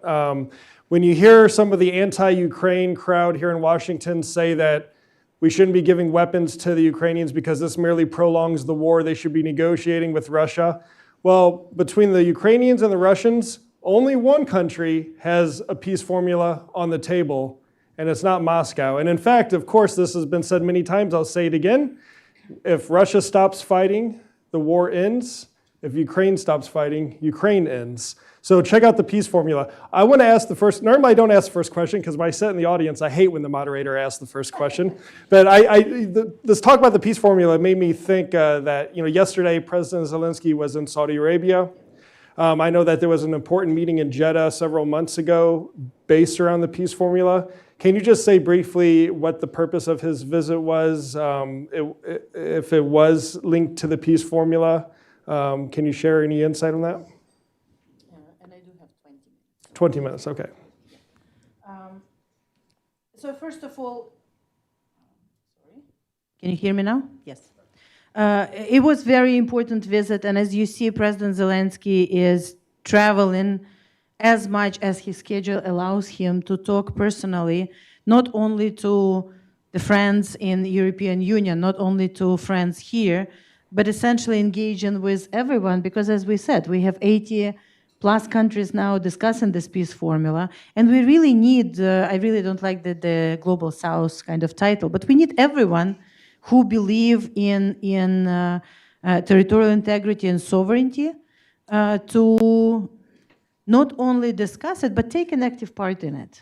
Because it should be something that is of concern, not just for those democratic countries, but essentially, if it is about the global world order. And with the Middle East in general and Saudi Arabia and other countries, there is so much we have to discuss first to get the information, and even discussing it without telephone or any other is very important, but also discuss a number of issues from energy to different type of security concerns, to the peace formula, to hostages exchange. And the last one was helped by Qatar, for example, and we are very grateful for them, the last 3 kids that were returned. So again, Ukraine is not only showing but doing what we have been doing for quite a long time. We know that the truth is on our side. We know we were always peaceful. There is nothing we actually are hiding, and we are ready to engage with everyone.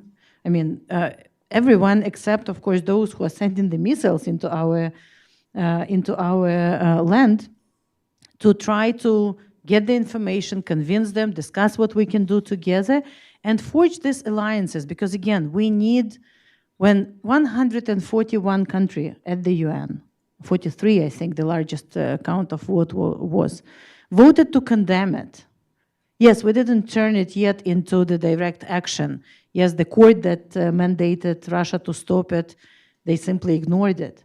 But 143 countries standing with us is a very powerful message, and is a great base, actually, for this. Now, Russia is trying to use their propaganda and false narratives and corruption and everything else to spread their version of and it's very important for us to engage. And President not only understands, I mean, you can imagine how not easy for the president, who's also a supreme commander, who works 24/7 anyway, to include all these travels. And those of us who travel sometimes, to travel for 1 or 2 days, flying one night in and out, and then he's in Albania today, and right? then exactly, and then having all the meetings and speaking a number of public speeches, but also it's not easy. I mean, I know it's but he's willing and he's ready and he's doing it because it's so important for us to keep the world on the same page with us, not to allow also Russians to spread the false narratives.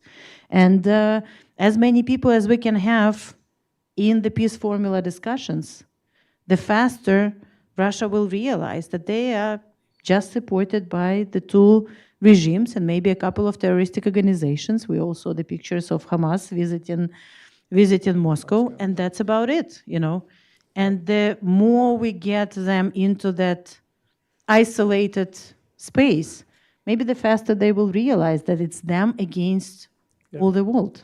Yeah, it also must be pointed out that, unfortunately, Ukraine has more experience than any country in the world at shooting down Iranian-made drones.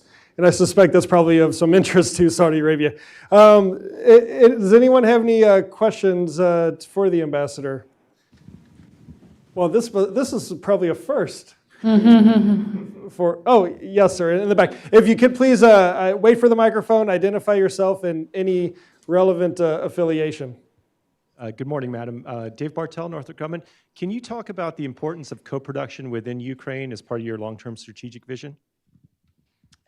It is very important. So as you know, of course, I focused on the supplementary funds and the support that we're receiving from now more than 50 countries at the UDCG, so-called Ramstein Group, and we're very grateful for it.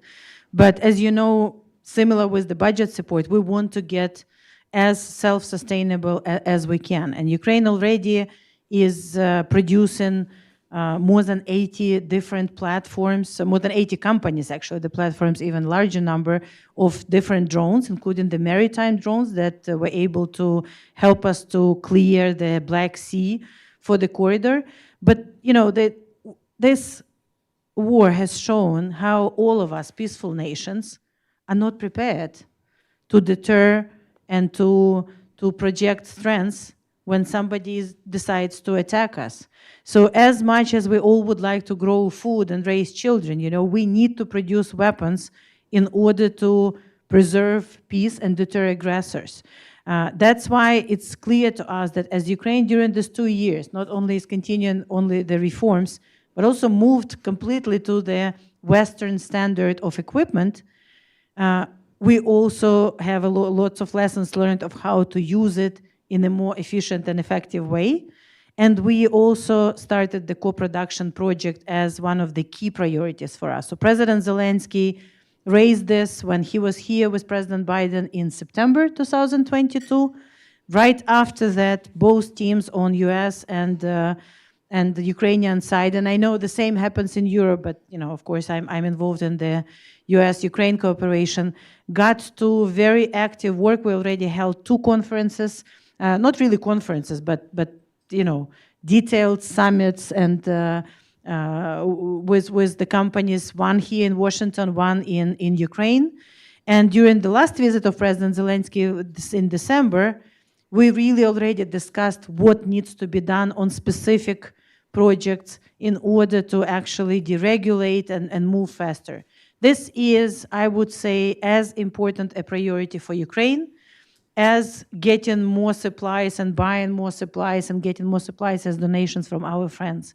Because this is about the future force too. This is about our resilience and capacity and capability building for the future. And it's also about defense for all of us in the region. Because look, after we win, Russia is not going to move anywhere.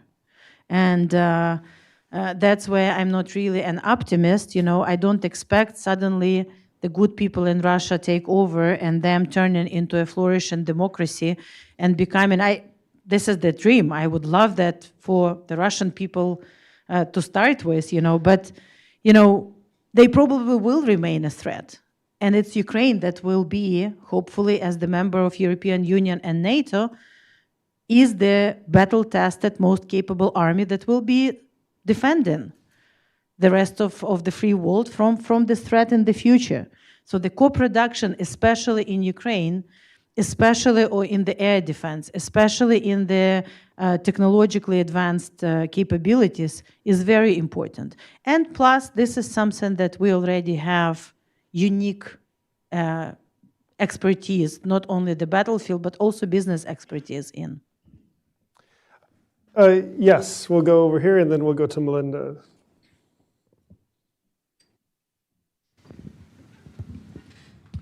Thank you, Adam Krzywosącki, Deputy Ambassador of Poland. Thank you, Madam Ambassador, for this great speech. I want to ask you, obviously, about the supplemental, and I understand that you don't have the crystal ball, but since we know that some of the people on the Capitol Hill are playing with the idea of stripping the Ukrainian part of the financial or budgetary element, what is your perspective on that, and how important is the financial part of the U.S. assistance to your country? Thank you. Thank you. Yes, of course, we're aware that there is a proposal which is on the table also from the problem solvers. But both Congressman Fitzpatrick and other co-authors said that this is the initial proposal, and which is intended for the discussion to happen. Now, from the Ukrainian perspective, we really need all the support. Of course, we need military support, which is critical to receive it. And as you know, it's not just the weapons, it's also the replacement for the American stocks. It's also the funding for so many allies in the region that is critical for this effort. But the budget support is critically important too now. We are grateful to the European Union for this decision to adopt the 50 billion facility. We already know that they decided to front load a big portion for 2024, understanding how needed it is. But, as my European sister ambassador usually says, we need 2 legs to stand on. So it's very important. We are grateful. We are front-loading also the Japanese support money and other individual European countries.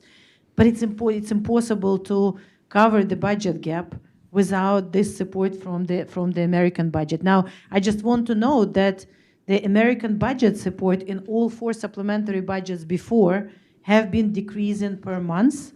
So we actually, when Europe was taking more, when Ukraine actually cut down every possible expenditure that we had and we could cut, and we're increasing the revenues also. We're already at this year at the revenues of pre-war level. But of course, with 30% of our budget going to the military, and the military, none of the partners is actually funding the military. We can only fund it with the Ukrainian revenues. We really desperately need this funding, although per month it's already twice less than it used to be at the beginning. So we actually are on the path to self-sustainability and getting out from it, but in 2024 it's crucial to have it. Not only the budget support, there is also it's not very large compared to the whole package, but energy support, humanitarian support, agro support. It's very critical to keep the resilience, or demining support. There are so many programs in this big category of budget and humanitarian support, which actually is inseparable from the defense effort. And it's really important for us. So all our efforts is right now to try to get more information, to convince people to get to the constituents and to explain why it's needed for both of our countries and why we really need it, and the time is of the essence too. Ambassador, if I may just add to that, looking at it from an American's point of view, when I was last in Ukraine and you experienced that first air alert, you immediately realize that it's not just the armed forces that are at war. The whole society, the whole nation, the whole state is at war, in a war of national survival. That's why you can't just say, well, we'll fund this part, but not that part. If you want a full results, you have to fully fund the effort. A partial funding will give you a partial result, and in the case of Ukraine, that will have dire consequences. Absolutely, and when you look at the map, and you look at Russia, and then if the map is big enough, you can find Ukraine on the same map. I mean, it's clear what we are against. The country is so much bigger with so many resources, not to mention that they don't have any red lines and stops, but it's bigger. The military is bigger. The mobilization capacity is bigger. The equipment that they have, even though thanks to Russian corruption, the equipment is not in the shape, but the numbers are still huge, and they're getting more from North Korea and Iran. The only reason why we were able to fight as we fight, because it's not just the armed forces, even though, of course, we praise and pray and will eternally be grateful to our armed forces, but it's because all 30 million of us are fighting, whether it's on informational wars or creating jobs or helping, like all the healthcare system is over stretched, not only because of tending to the military personnel and the wounded, but also because of this strikes everywhere. I mean, if you didn't see the documentary film 20 Days in Mariupol, I very much encourage for everyone to see those 40 minutes, just to see the 20 days in Mariupol right after the start until the team of brave journalists was able to evacuate from there. But this is the reality in which Bakhmut lived until they were destroyed. This is the reality in which Avdiivka and Mariinka lived. This is the reality in which Kharkiv lives for the past 2 years. This is the reality in which Kherson lives. So unless we will have the firefighters who will be able, and it's not just a regular firefighting operation, although the firefighters are heroes even during peaceful times. Yep. But it's inseparable part of us being able to stay the course. Yeah. Melinda. Oh, behind you. Yep. Thank you, Ambassador Markarova. A question for you. Where are you guys with defensive fortifications? I know that you guys are working hard on that, but have you put defensive fortifications in all 4 of the oblasts near the contact line? Well, as of course, I can talk only about general items. As our president and the chairman said, we will try not to put out a lot of information publicly, but essentially there are 3 main priorities right now, and they are all dependent on, of course, the weapons supply first and foremost, but defend everywhere, and that is about defense on the front line, not only the first line, but also all types of layered defense, whatever we can actually put together, given that we still do not control the airspace completely and that we do not have the air defense enough, but also defend everywhere in Ukraine. So, for example, we have been building defense everywhere during these 2 years, and the fact that we were able to go through this winter, also not talked a lot in the press,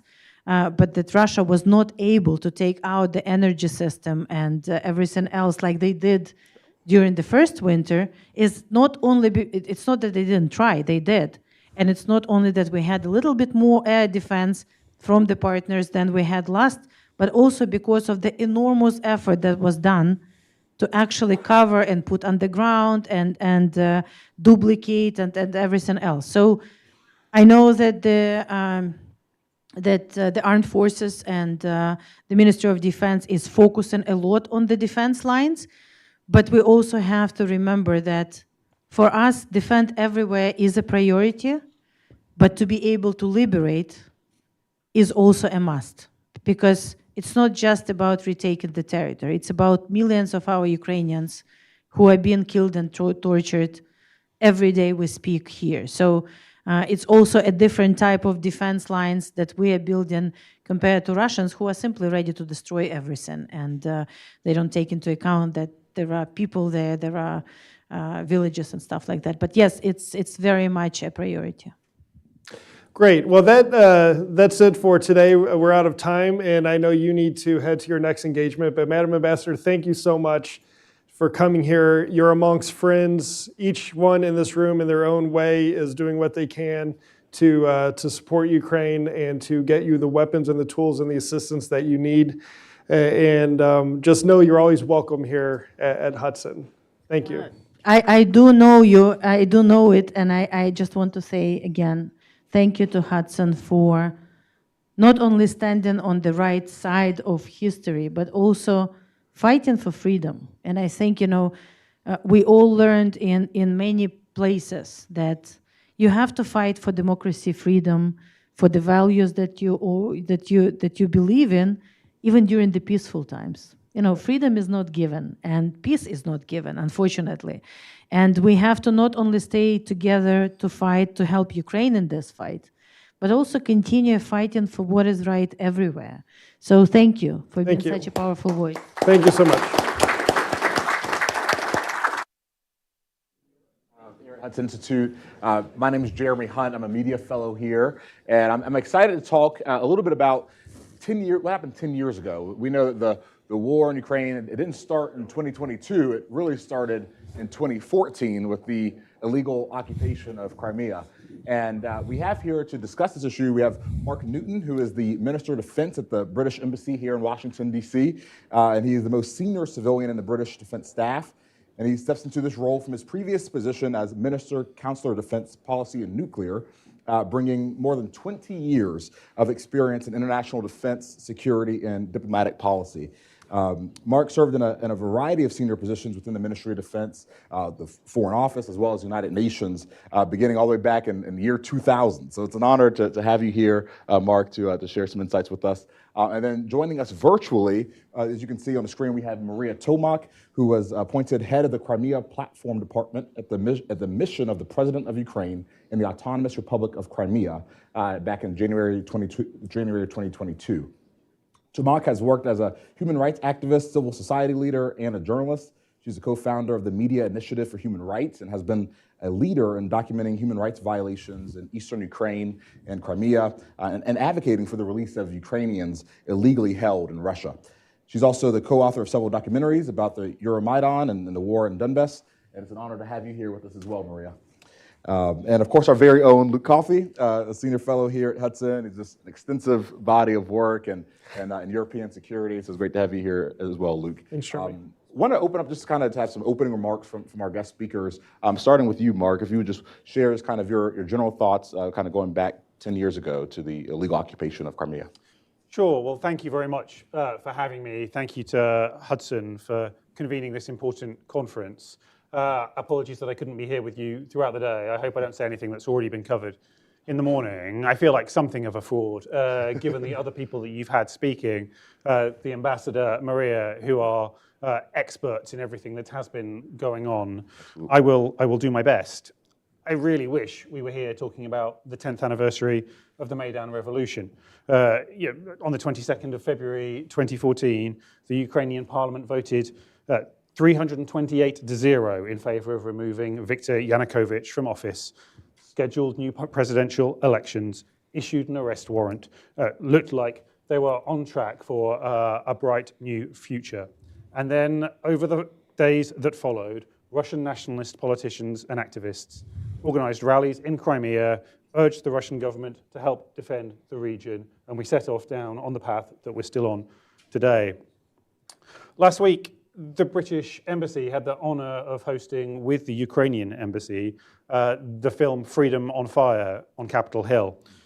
You'll all sit here today listening to me, listening to others.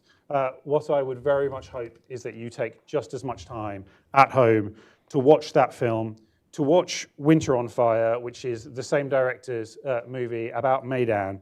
I found the latter, Freedom on Fire, almost impossible to sit through. I think any of you with families, particularly those of you with young children, will feel the same. You get a full sense there of the horror and the terror of Russian action and what they have done.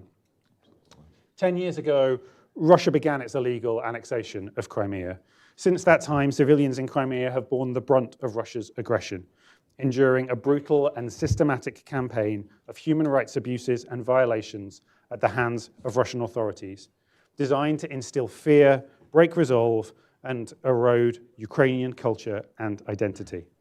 There has been an enormous increase in measures like house searches, arbitrary arrests, enforced disappearances, but Crimea continues to be used to further Russia's war effort. Just in the last 2 years, Crimea has been used both as a staging ground for attacks on the rest of Ukraine and as a destination for those forcibly transferred and illegally detained, with children being sent to so-called summer camps and civilian detainees being transferred to detention centers. Russia's denial of access to the international humanitarian and human rights organizations in Crimea mean that we can't fully verify the full scale of the violations and abuses being committed against Ukrainian civilians every day. But there is clear evidence of attempts to erase Ukrainian identity there. Most Ukrainians in Crimea have had to take Russian passports and other Russian documents, without which they would have no access to basic facilities, work opportunities, or medicine. Don't believe any propaganda that says that they are doing this through choice. Since 2014, Russia has issued more than 1.5 million passports to residents of Crimea, imposing restrictions on everything that people there can do. Freedom of religion and belief in Crimea continue to be significantly restricted by the Russian authorities. Politically motivated arrests, torture, and enforced disappearances are disproportionately targeted at ethnic and religious minorities. And since 2014, Crimean Tatars have endured a ruthless campaign of persecution for simply existing in their homeland.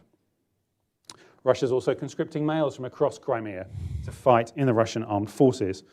Compelling people to serve in the armed forces of an occupying power constitutes a grave breach of the Geneva Conventions. As has been covered earlier in the conference, we would be remiss not to touch upon that kind of 10-year history in the light of the 2-year mark since the start of Russia's illegal invasion in February 2022. Recent reports only confirm that the human rights situation in Crimea has deteriorated further since then. The world knows what's at stake here. This is the biggest test that we have collectively faced in a generation. It is the clearest example of one country being invaded by another, having its borders violated, having its sovereignty denied. If Vladimir Putin succeeds in seizing territory from another sovereign UN state, others will take note, and the world order will become more unstable. 2 years on from his unprovoked and illegal aggression, Putin has failed in all of his pre-war objectives. Western weapons have helped Ukraine retake more than half of the territory originally occupied by Russia and enabled them to degrade the Kremlin's Black Sea fleet. His callous bombardments are having minimal strategic effect. But Russia and Russian forces continue to occupy parts of Ukrainian sovereign territory. They continue to violate humanitarian law. When Ukraine gets what it needs, it can win, which is why the UK continues to step up the support that we have provided. We've tried to always be at the forefront of giving Ukraine what it needs, from battle-ready tanks to Storm Shadow cruise missiles. Right now, we are leading the Maritime Capability Coalition so Ukraine can defend its sovereign waters.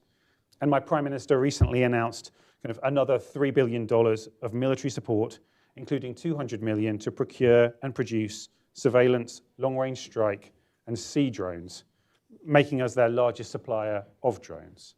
Earlier this month, we signed an agreement with Latvia to co-lead their drone capability coalition, scaling up and streamlining the West's provision of those drones to Ukraine will enable them to continue to push back, and creating schools for Ukrainian operators will make it sustainable.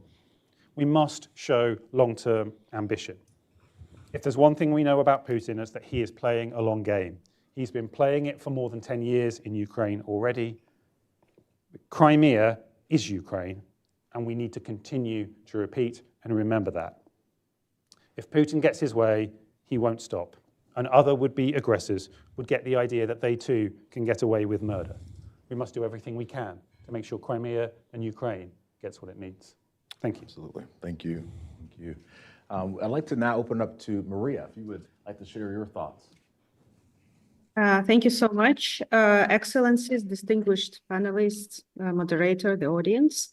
I would like to start by saying thank you for organizing this event and for inviting me. And of course, I would like to extend my gratitude also to Ukrainian embassy that works now 24/7 indeed in Washington. And actually, while I was listening to Ambassador Markarova, I was thinking that probably the conditions of work now for our team in Washington is more harsh than for the public officials here in Kyiv under the Russian rockets, indeed. So thanks to them and to all of those people who support Ukraine now and in this event as well.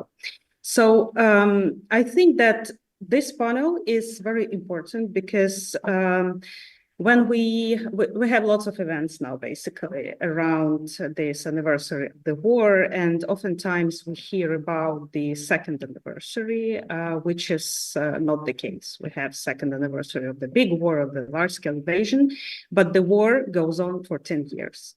And it's not just the figures, obviously, it's about the lives of people and the casualties. And when we say about just 2 years, we neglect those people who suffered in Crimea. We have thousands of IDPs who had to flee Crimea back in 2014, 2015, not even to mention Donbass and Eastern Ukraine, where people were dying, like soldiers, civilians, people lost their homes, and we have much more IDPs coming from the Eastern Ukraine. So therefore, it's very important. But also there's another reason. When we say about 10 years, and when we mention Crimea, specifically the occupation of Crimea, we kind of refer to the root causes of this big war. Because as we think and as we see, if Crimea is not occupied, this full-scale Russian invasion would not be possible. Because Crimea was used as one of the springboards. It's very obvious, sorry for repeating this, but still, Crimea was used as one of the launch pads for the Russian full-scale invasion from the south. And according to the information of the Ministry of Defense of Ukraine, just from fresh information yesterday, at least 120 times Russia launched Shaheds or Caliber missiles from Crimea and territorial waters to mainland Ukraine. So it happens all the time. And actually, the representative of the British Embassy, thank you for that, highlighted lots of the facts that are related to the humanitarian situation, to the human rights, and I'm not going to repeat them, maybe just a few figures to emphasize some particular details that we're following. We have at least 208 political prisoners currently either in Crimea or those transferred to Russia, and it's important to emphasize that 125 of them them are Crimean Tatars. It's the representatives of the indigenous peoples of Ukraine, the biggest indigenous community of Ukraine, and they are specifically targeted by Moscow throughout the century, actually, and now this practice is ongoing because they're unloyal towards the Russian Federation. That's why they got persecuted. So, and of course, they're also mobilized to Russian army. It is a very important fact to mention regarding the current situation in Crimea. Both Ukrainians, nationals, Crimean Tatars, Ukrainian citizens in general, are mobilized to the Russian army, which is, of course, the violation of the international humanitarian law, but Russia doesn't really care about that. And, but I mean, maybe just to underline that we have the other side of the coin, which is actually for us is pretty inspiring, because for us, it came as a surprise, and now it also comes as a surprise how many people in Crimea now express their solidarity with mainland Ukraine and go to very small, very, I would say, not massive, but protests against the war. So again, I will give you some figures, at least 700 cases. It's now that we have information about that were somehow documented in the public sphere, in Russian occupying courts registers. Those people who were persecuted, who were brought to responsibility for such actions. I mean, raising Ukrainian flags, making some comments in social media, like saying some bad words to Russian army, like soldiers or officers, or painting some roof with the blue and yellow paint. So that happens in Crimea massively. And I don't think that it is reflected adequately in the media and in the public sphere. And I believe that it's very, very important.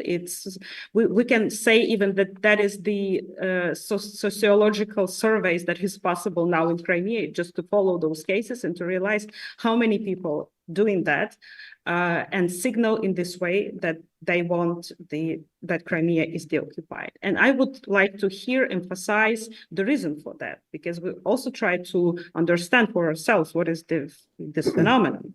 And on the first stage, it was, of course, because of the shocking situation of all this full-scale invasion. Then came Bucha, Irpin, Izum, all those atrocities committed by the Russian army, and people were kind of deliberately protesting against these atrocities, expressing their protest about that. But now we can see that people are driven exactly by the success of Ukrainian army in the Black Sea that was several times mentioned at this event. And this is really important, because when people see that Ukraine succeeds in the Black Sea, when they see how the Kerch Bridge is targeted, which is an absolutely sacred object for the Russian presence in Crimea, when they see how the Russian Black Sea fleet targeted in Sevastopol, another sacred place for Russians, they really feel encouraged. And although they are under the full control of Russian occupying forces, which are really brutal, they still go and protest, although they realize what might be the consequences of these things. So, and I believe that we talked a lot today about this courage of Ukrainian people and their commitment, and I believe that currently what's going on in Crimea, it's part of this story. And therefore, Ukraine just cannot accept any talks about, concessions, territorial compromises. It's just not possible, because that would mean that we would abandon those people. We just give them away to the Russian authoritarian state under the rule of the Russian dictatorship. I cannot imagine this happening. And I would encourage you also, because there were several recommendations about the films, and I would encourage you to read the op-ed published in the previous week by excellent, very humble and very brave Crimean Tatar human rights activist Lutfiya Zudieva. She lives with her family in Crimea now. She stayed there, as well as thousands of Crimean Tatars who were deported by Stalin in the previous century. After 50 years, they came back to Crimea, and now they don't want to leave again, although Russia tries to push them out of Crimea. So she wrote an op-ed in the US magazine called Newsweek. And by the way, Newsweek makes great coverage of Crimea. They publish a lot of materials on Crimea. So they published her op-ed. And this op-ed, the title of this op-ed was, "I go to bed fully dressed, expecting armed men at dawn." And after 2 days, she published this op-ed. That is exactly what happened to her.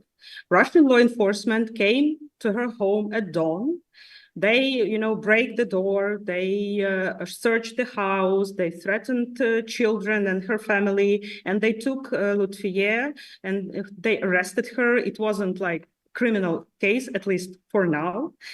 She's at home, she's safe, but that's the whole story. That is a good illustration what's going on in Crimea now. So the story of Lutfier, and actually she was even brought to responsibility for abuse of media freedom, which is such a cynical thing, which is very KGB style, I would say, and that describes everything that is going on now in Crimea. Probably I would stop here, and I'm glad to answer the questions. Thank you. I want to go to Luke, for example, quickly just to talk about your take on the situation. Then we're going to kind of go back to you, Maria, and back to Mark on a couple things as well. Great, thanks, Jeremy. Today, this event, as advertised on the website, marked 2 somber anniversaries: the 2nd anniversary of Russia's large-scale invasion, and of course the 10th anniversary of Russia's illegal annexation of Crimea. But also this year, 2024, marks the 80th anniversary of the forced deportation of the Crimean Tatar people by Joseph Stalin, scattering those who were lucky enough to survive, scattering them out across Central Asia. Some have since returned. And some have risen to great heights in the Ukrainian government, including the current defense minister. But after 2014, thousands of more Crimean Tatars did flee to other safer places in Ukraine. And next month, they will be marking their 10th Ramadan since their forcible removal from Crimea in 2014. So we should think about the indigenous people there who have been really the main focus of Russia's persecution, not only for decades, but arguably for centuries since Catherine the Great first appeared on the scene there in 1783. There are 3 reasons why it's important that Crimea is returned to Ukraine. And I want to highlight these, and then I want to kind of say what I think we should be doing about it. The first reason is that it sets a dangerous precedent in the 21st century to allow a country to use military force to annex part of another. The last time this is the only time it's happened in the 21st century. And the last time it happened was Saddam Hussein in 1990, when Saddam invaded Kuwait and annexed Kuwait as Iraq's 19th province. And before that, I think the last time it happened was 1982, when Argentina tried taking the Falkland Islands away from the British. So it doesn't happen all that often since the end of World War II, and we shouldn't stand for it today in the 21st century. Crimea is an integral part of Ukraine, the rest of Ukraine. I mean, geographically and topographically speaking, the Crimean Peninsula is merely an extension of the Ukrainian steppe. This region, southern Ukraine and Crimea, have been linked economically, historically, culturally, for centuries. The Crimean Khanate, which ruled what is now known as the area of Crimea in southern Ukraine from 1443 to 1783, governed this whole region of southern Ukraine, parts of Kherson, Zaporizhia, the western bit of Donetsk, and the Crimean Peninsula, because it was an economic unit. It was a social unit. Both regions had to be together for it to be viable as a khanate at the time. Even when Catherine the Great came in 1783 and took Crimea, administratively, Crimea was governed with what is southern Ukraine. parts of Zaporizhia, Kherson, Western Donetsk Oblast. It's because these regions have to be together to be viable. And don't take my word for it. Since the collapse of the Soviet Union in the early 1990s, we've had archival documents that have been released.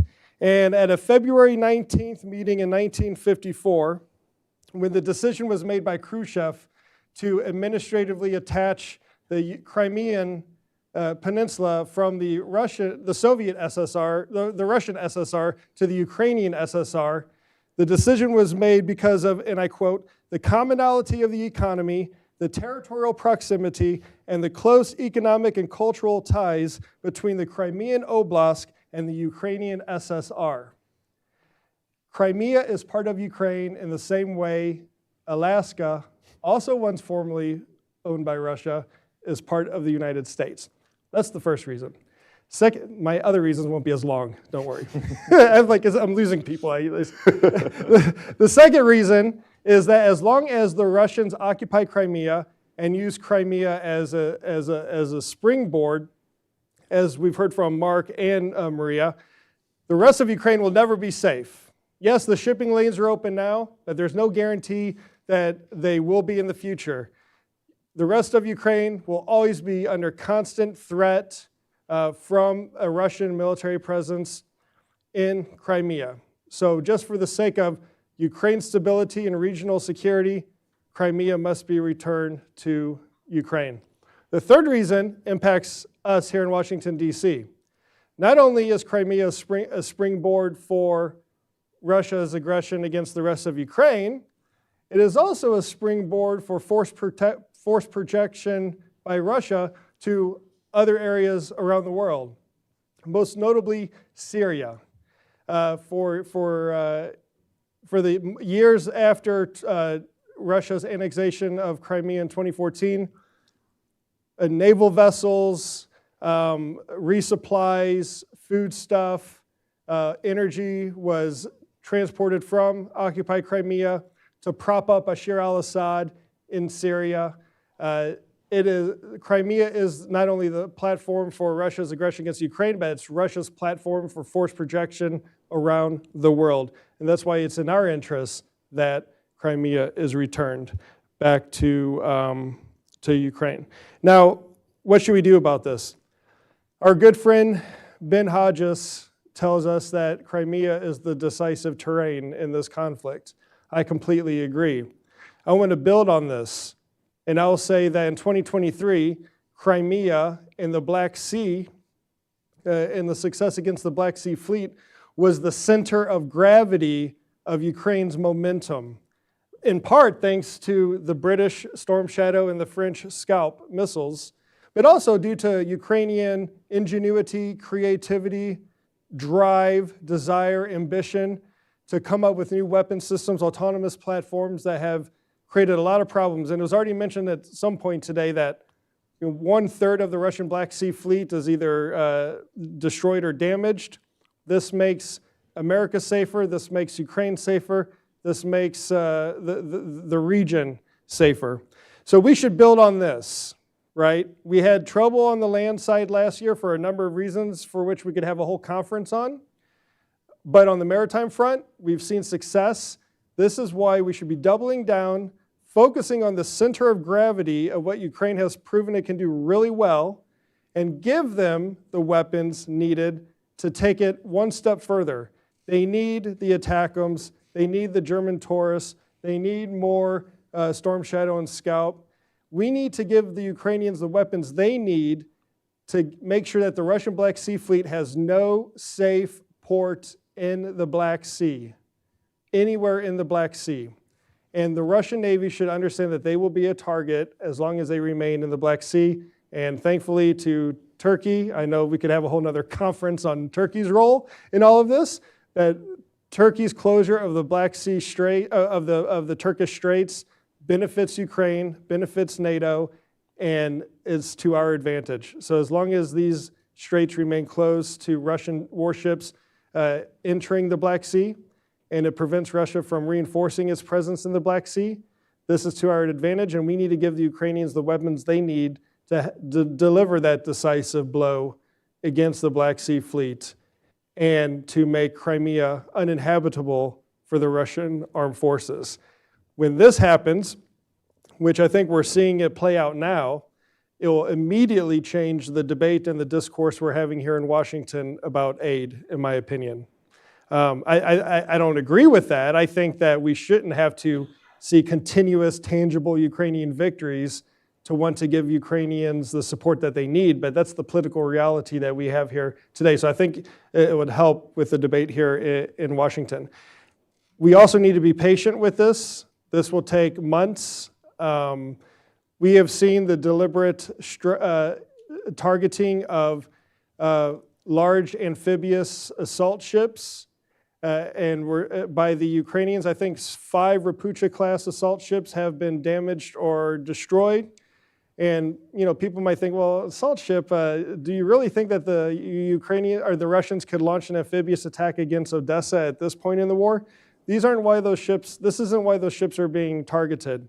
It's because the 2 occasions that the Kerch Bridge was taken out temporarily, these large assault ships were used as the key ferry to have that link between the Russian Federation and occupied Crimea. Because as I said in my opening remarks, there is only a physical connection between Crimea and Ukraine, not Crimea and the Russian Federation. If that bridge goes down, Russia has problems. So as we start seeing more of these amphibious assault ships being destroyed, you can bet that the Kerch Bridge will hopefully meet its final end as soon after that. Anyway, I'll stop there. That's just kind of what I think we should do. I think we need to build on Ukraine's center of gravity of their success, focus on giving them the weapons to attack the Black Sea Fleet and Crimea.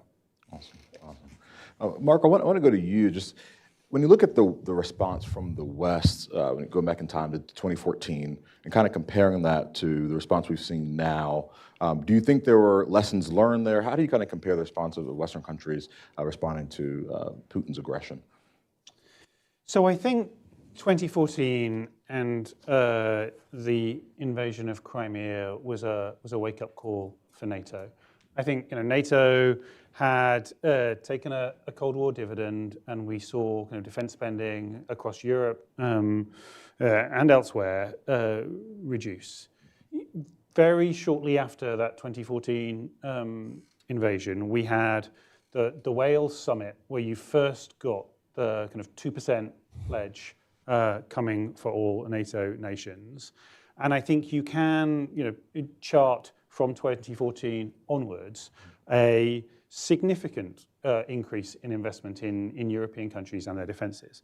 That investment is still not where we would want it to be, where the US would want it to be for every nation in NATO.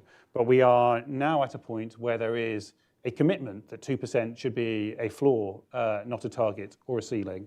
And there are an increasing number of countries who have very detailed plans as to how they're going to get there and what they're going to do with that capability. I think you can see a real kind of heartening increase in the seriousness in which defense is treated in a raft of kind of European countries in Central and Eastern Europe that, again, you can point back to 2014. And I think you can see a real clear-eyed determination to make sure that what has happened cannot be allowed to stand and cannot continue. And I think we have been clear about that, and the French have been clear about that, and the Germans have been clear about that, and the Polish have been clear about that. And there is no question, I think, about European commitment. We just need to make sure that we can actually have the industries that produce what we need, that we can get the forces and we can get the equipment to where it needs to be. Absolutely, absolutely. Maria, we want to go back to you.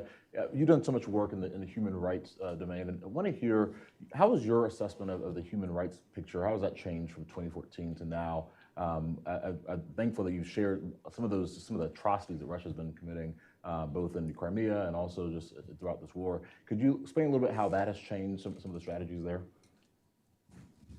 Sure, thank you. Actually, every year, the United Nations General Assembly adopts the resolutions on the situation with human rights in the Autonomous Republic of Crimea. and the city of Sevastopol. And I think they're pretty comprehensive. So they are really long, and they define all the atrocities and human rights violations that are happening in Crimea. Of course, if compare the situation currently in the so-called newly occupied territories that I mentioned today already, like Kyiv suburbs that were liberated luckily, or Kharkiv region, etc., where we have seen those dead bodies. It was a little bit different in Crimea. This whole process of the occupation was a little bit different, and the scales and the instruments, including human rights violations, were different. But I would say that it was a very gradual process. So it was the process throughout 8 years before the full-scale invasion started, when these freedoms and like political human rights, political civil freedoms were just cut off completely. But after even full-scale invasion, the situation is getting worse. Also because Russian laws are changing, they're becoming more oppressive, and of course it reflected very much, especially in the occupied territories. But also I would like to mention one more problem, which I think that we haven't discussed yet today. It's the systemic problem. It also has to do with the violation of international humanitarian law, but that's a very complicated challenge for us for the reintegration of Crimea, is the colonization of Crimea. Like literally, it's something that is defined according to the international law as colonization, although we're like living in the times where we're talking about the anti-colonialism and all the stuff, but with Russia, it's different.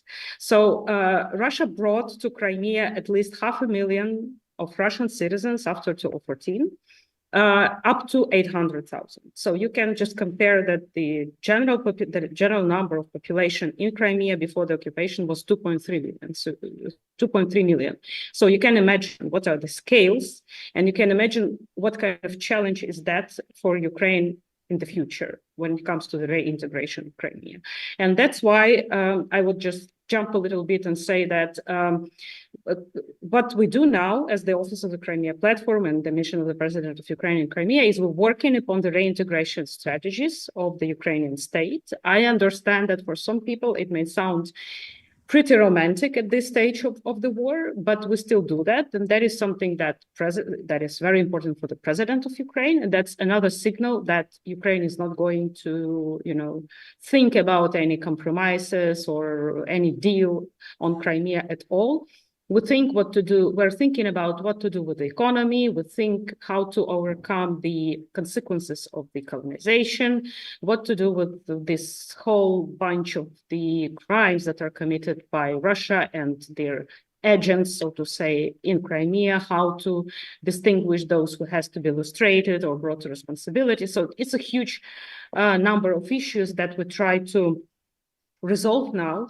And but generally, of course, I think that it's fair to describe Crimea as human rights defenders did back in 2015. It's the peninsula of fear. So that's it. And I would also like to thank Luke for highlighting this historical issue, because it's not something purely humanitarian. Of course, now after this famous, sadly known interview of Putin, where he dedicated 30 minutes to his vision of the history, it's pretty complicated to talk about history in principle. And I think that Putin, his aim was to discredit all these talks and to undermine all the talks that are initiated by Ukraine about decolonization process. That is, by the way, was used also today by the first speaker, Chief of the General Staff of the Czech Armed Forces, who said that Czech Republic was also a Russian colony. So of course, Ukraine was a Russian colony, and Crimea was also colonized multiple times. And I think it's very important to acknowledge this, in particular when we talk about human rights, because it has to do with the rights of the indigenous peoples of Ukraine, Crimean Tatars, who were oppressed for many years, for centuries, and there's no way they cannot be oppressed by Russia in further if Russia maintains control over Crimea. So, and I think it's important also to acknowledge this, because that's the responsibility of the international community to acknowledge this and to realize that if anyone has in mind to suggest to Ukraine compromise on Crimea, it means that this person suggests just to be okay with the fact that Russia again just tries to attack Crimean Tatars in the only place which they can call their home, the Crimean Peninsula. Thank you for that, Maria. We're going to open up to questions here in just a minute. I do have one question for you, Luke. I wanted to kind of hear your take on just what this means for general Black Sea security right now. One kind of highlight in my time in the Army was being able to go and deploy to Lviv, where we were training the Ukrainian armed forces there, and the Joint Multinational Training Group Ukraine. And it was neat seeing all these different countries coming together, several different NATO countries coming there to train. That was after Crimea, but before 2022. So what is kind of the state of things in your mind, and kind of what do you see as the future of that kind of cooperation? Yeah, the Black Sea is very important to NATO and U.S. national interests. The best way to explain this, I would say, is forget the map that you had in your classroom in elementary school or junior high of Europe, where you have the map of Europe, and in the upper left-hand corner, you might get a bit of Iceland. The Icelandic representative was here. I don't know if he's still here. And then in the lower right-hand corner, you get part of the Black Sea, right? Picture a map where you shift the Black Sea to be right in the middle of that map, and then you see everything that's around it. That explains why the Black Sea is important. It's the crossroads of global trade, energy, fiber optic cables, commerce. It's the location of many of America's best partners and allies. The Georgians, the Ukrainians, the Turks, the Bulgarians, and the Romanians during the final days of our presence in Afghanistan accounted for about 1/3 of the international force presence in Afghanistan, just those 5 countries, right? And then in the middle of that map, which is the Black Sea, almost in the middle of the Black Sea, you have the Crimean Peninsula jutting out. I mean, that's the best way to visualize why it's important. I do want to add one point that Maria mentioned about Crimea being colonized. We forget the imperial nature of not only the Russian Empire, but also Vladimir Putin's Russia. I mean, we essentially have a 21st century Russia with 19th century ambition.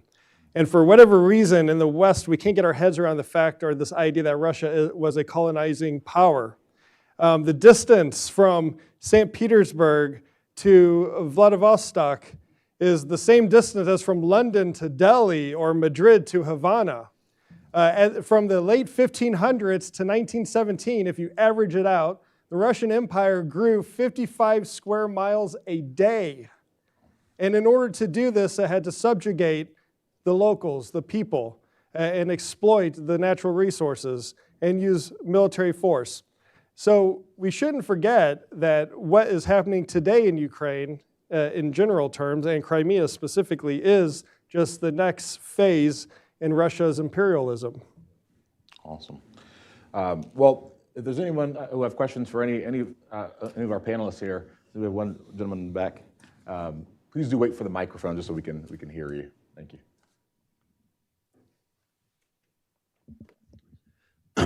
My name is Dave Onsbach, retired, no affiliation. I was going to ask this at the last panel, but didn't call me, so I'm just asking here. Do you know, with all this money they want to spend on the weapons to aid Ukraine, why they cannot use the seized Russian assets to fund these weapons, so we don't have to use the taxpayer dollars to do it? We've supposedly seized several $100 billion of Russian assets, and why can't those be brought to bear to fund military aid to Ukraine? Thank you. Luke, do you want to take a step at that, and Mark?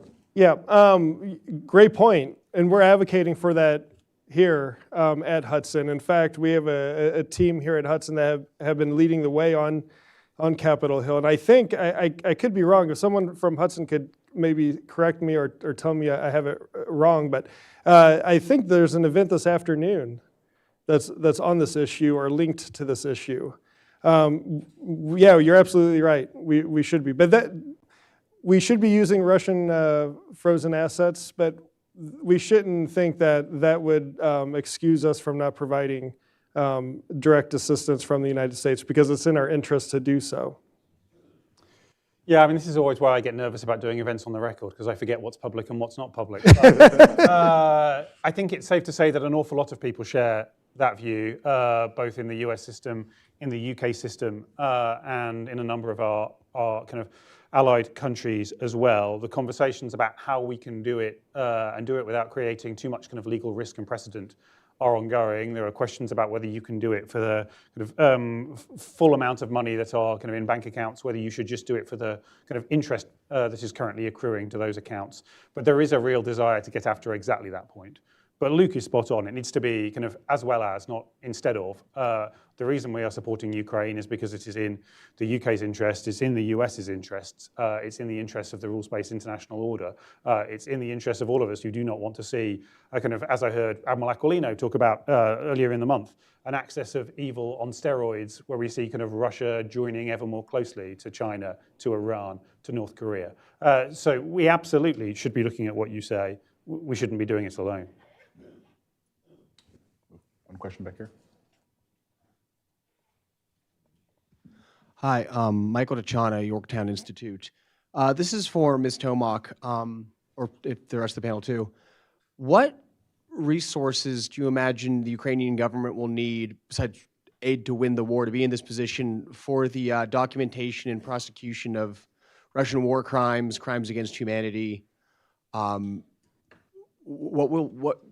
will be required from international aid and international organizations? Thank you for the question. Well, first of all, the work on documenting human rights violations and the crimes is ongoing.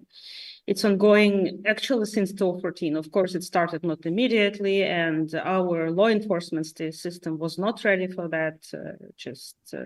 Literally, people had no idea what is international humanitarian law and how it can be applied in the domestic situation and how to document, etc. But now I should say that we have many people, prosecutors, investigators, who are really very well prepared, also thanks to the support of our Western partners, the US, the EU countries, the UK. So I think that, I mean, I'm sure and I know that this process is ongoing. And we should not wait for the war to be over to do all that work. But of course, we would need that more, because as the territory will be liberated, there will be lots of work to be done in the field. But speaking about the particular figures, I don't have this information. Probably the office of the Office of the General Prosecutor has some calculations. But honestly, I mean, when it comes to the reintegration strategies that we prepare, we currently don't have calculations either. And one of the key reasons is because we don't know how exactly Crimea will be liberated. Of course, we all hope that Russians will just get out of Crimea at some point. But I mean, there can be various scenarios, and we cannot exclude any of them. We don't know what destructions might be there after the deoccupation. So therefore, it's pretty hard. But what we can understand now, and just to give you an understanding, maybe more on what we do, for instance, we work with the issue of human resources, and we have calculated that we would need 50,000 people in Crimea to be engaged in various governing administrative structures. I mean, to restore the Ukrainian governance in the deoccupied territories. So that's a huge number of people, of course. And now we are working with several institutions, both public institutions like universities, for instance. I mean, the National University of Tarasa Shevchenko, for instance, which one of the leading universities in Ukraine, and also with private business schools even, to prepare people with various skills to be ready to work in the deoccupied territories as soon as it's liberated. When exactly they will be going there, we don't know, but we are working upon those projects now just to make sure that we do everything that we can. And of course, on the on the economy part, that's also one of the priorities of the president of Ukraine personally. And in the previous year, during the summit of the Crimea platform that was held in Kyiv, there was a special side event with the representatives of the companies who signed MOUs with the government of Ukraine, in which they state that they will come and to work in Crimea once it's deoccupied. These are like big companies, some of like mostly Ukrainian ones, but also some of the international companies, big IT companies, also travel operators who said that they commit to start to work in Crimea once it's deoccupied. So we do various attempts to make some very particular things, but not in everything and not always it's possible. Well, we are just out of time here, but I want to thank you, Maria Tomak, and Mark Newton, Luke Coffey, for being here, and we really appreciate your remarks. Thank you. Thank you. I'm going to close it.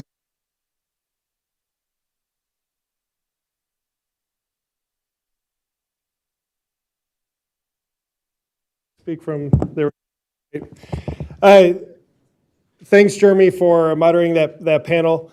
Regrettably, due to a combination of logistical challenges and technical difficulties, we will not be showing an address from the defense minister. But I think we got a lot out of the event today up to this point. So I really want to thank everyone coming here today, taking time out of what is a very busy schedule, a very Ukraine intense schedule this week and last week with the marking of the various anniversaries. I want to sincerely thank my Hudson colleagues, Morgan, Maddie, and Ray, a fantastic events team that put together everything you see here, everything you ate. They do great work, and I want to thank them for that. And if you love this event so much, you can go back and watch it on hudson.org. And you can also find a lot of our work, research, and policy papers on hudson.org. I invite you to do so. We have lunch that will be provided, so please help yourself on your way out. But again, thank you so much for coming here today to Hudson Institute. Thanks.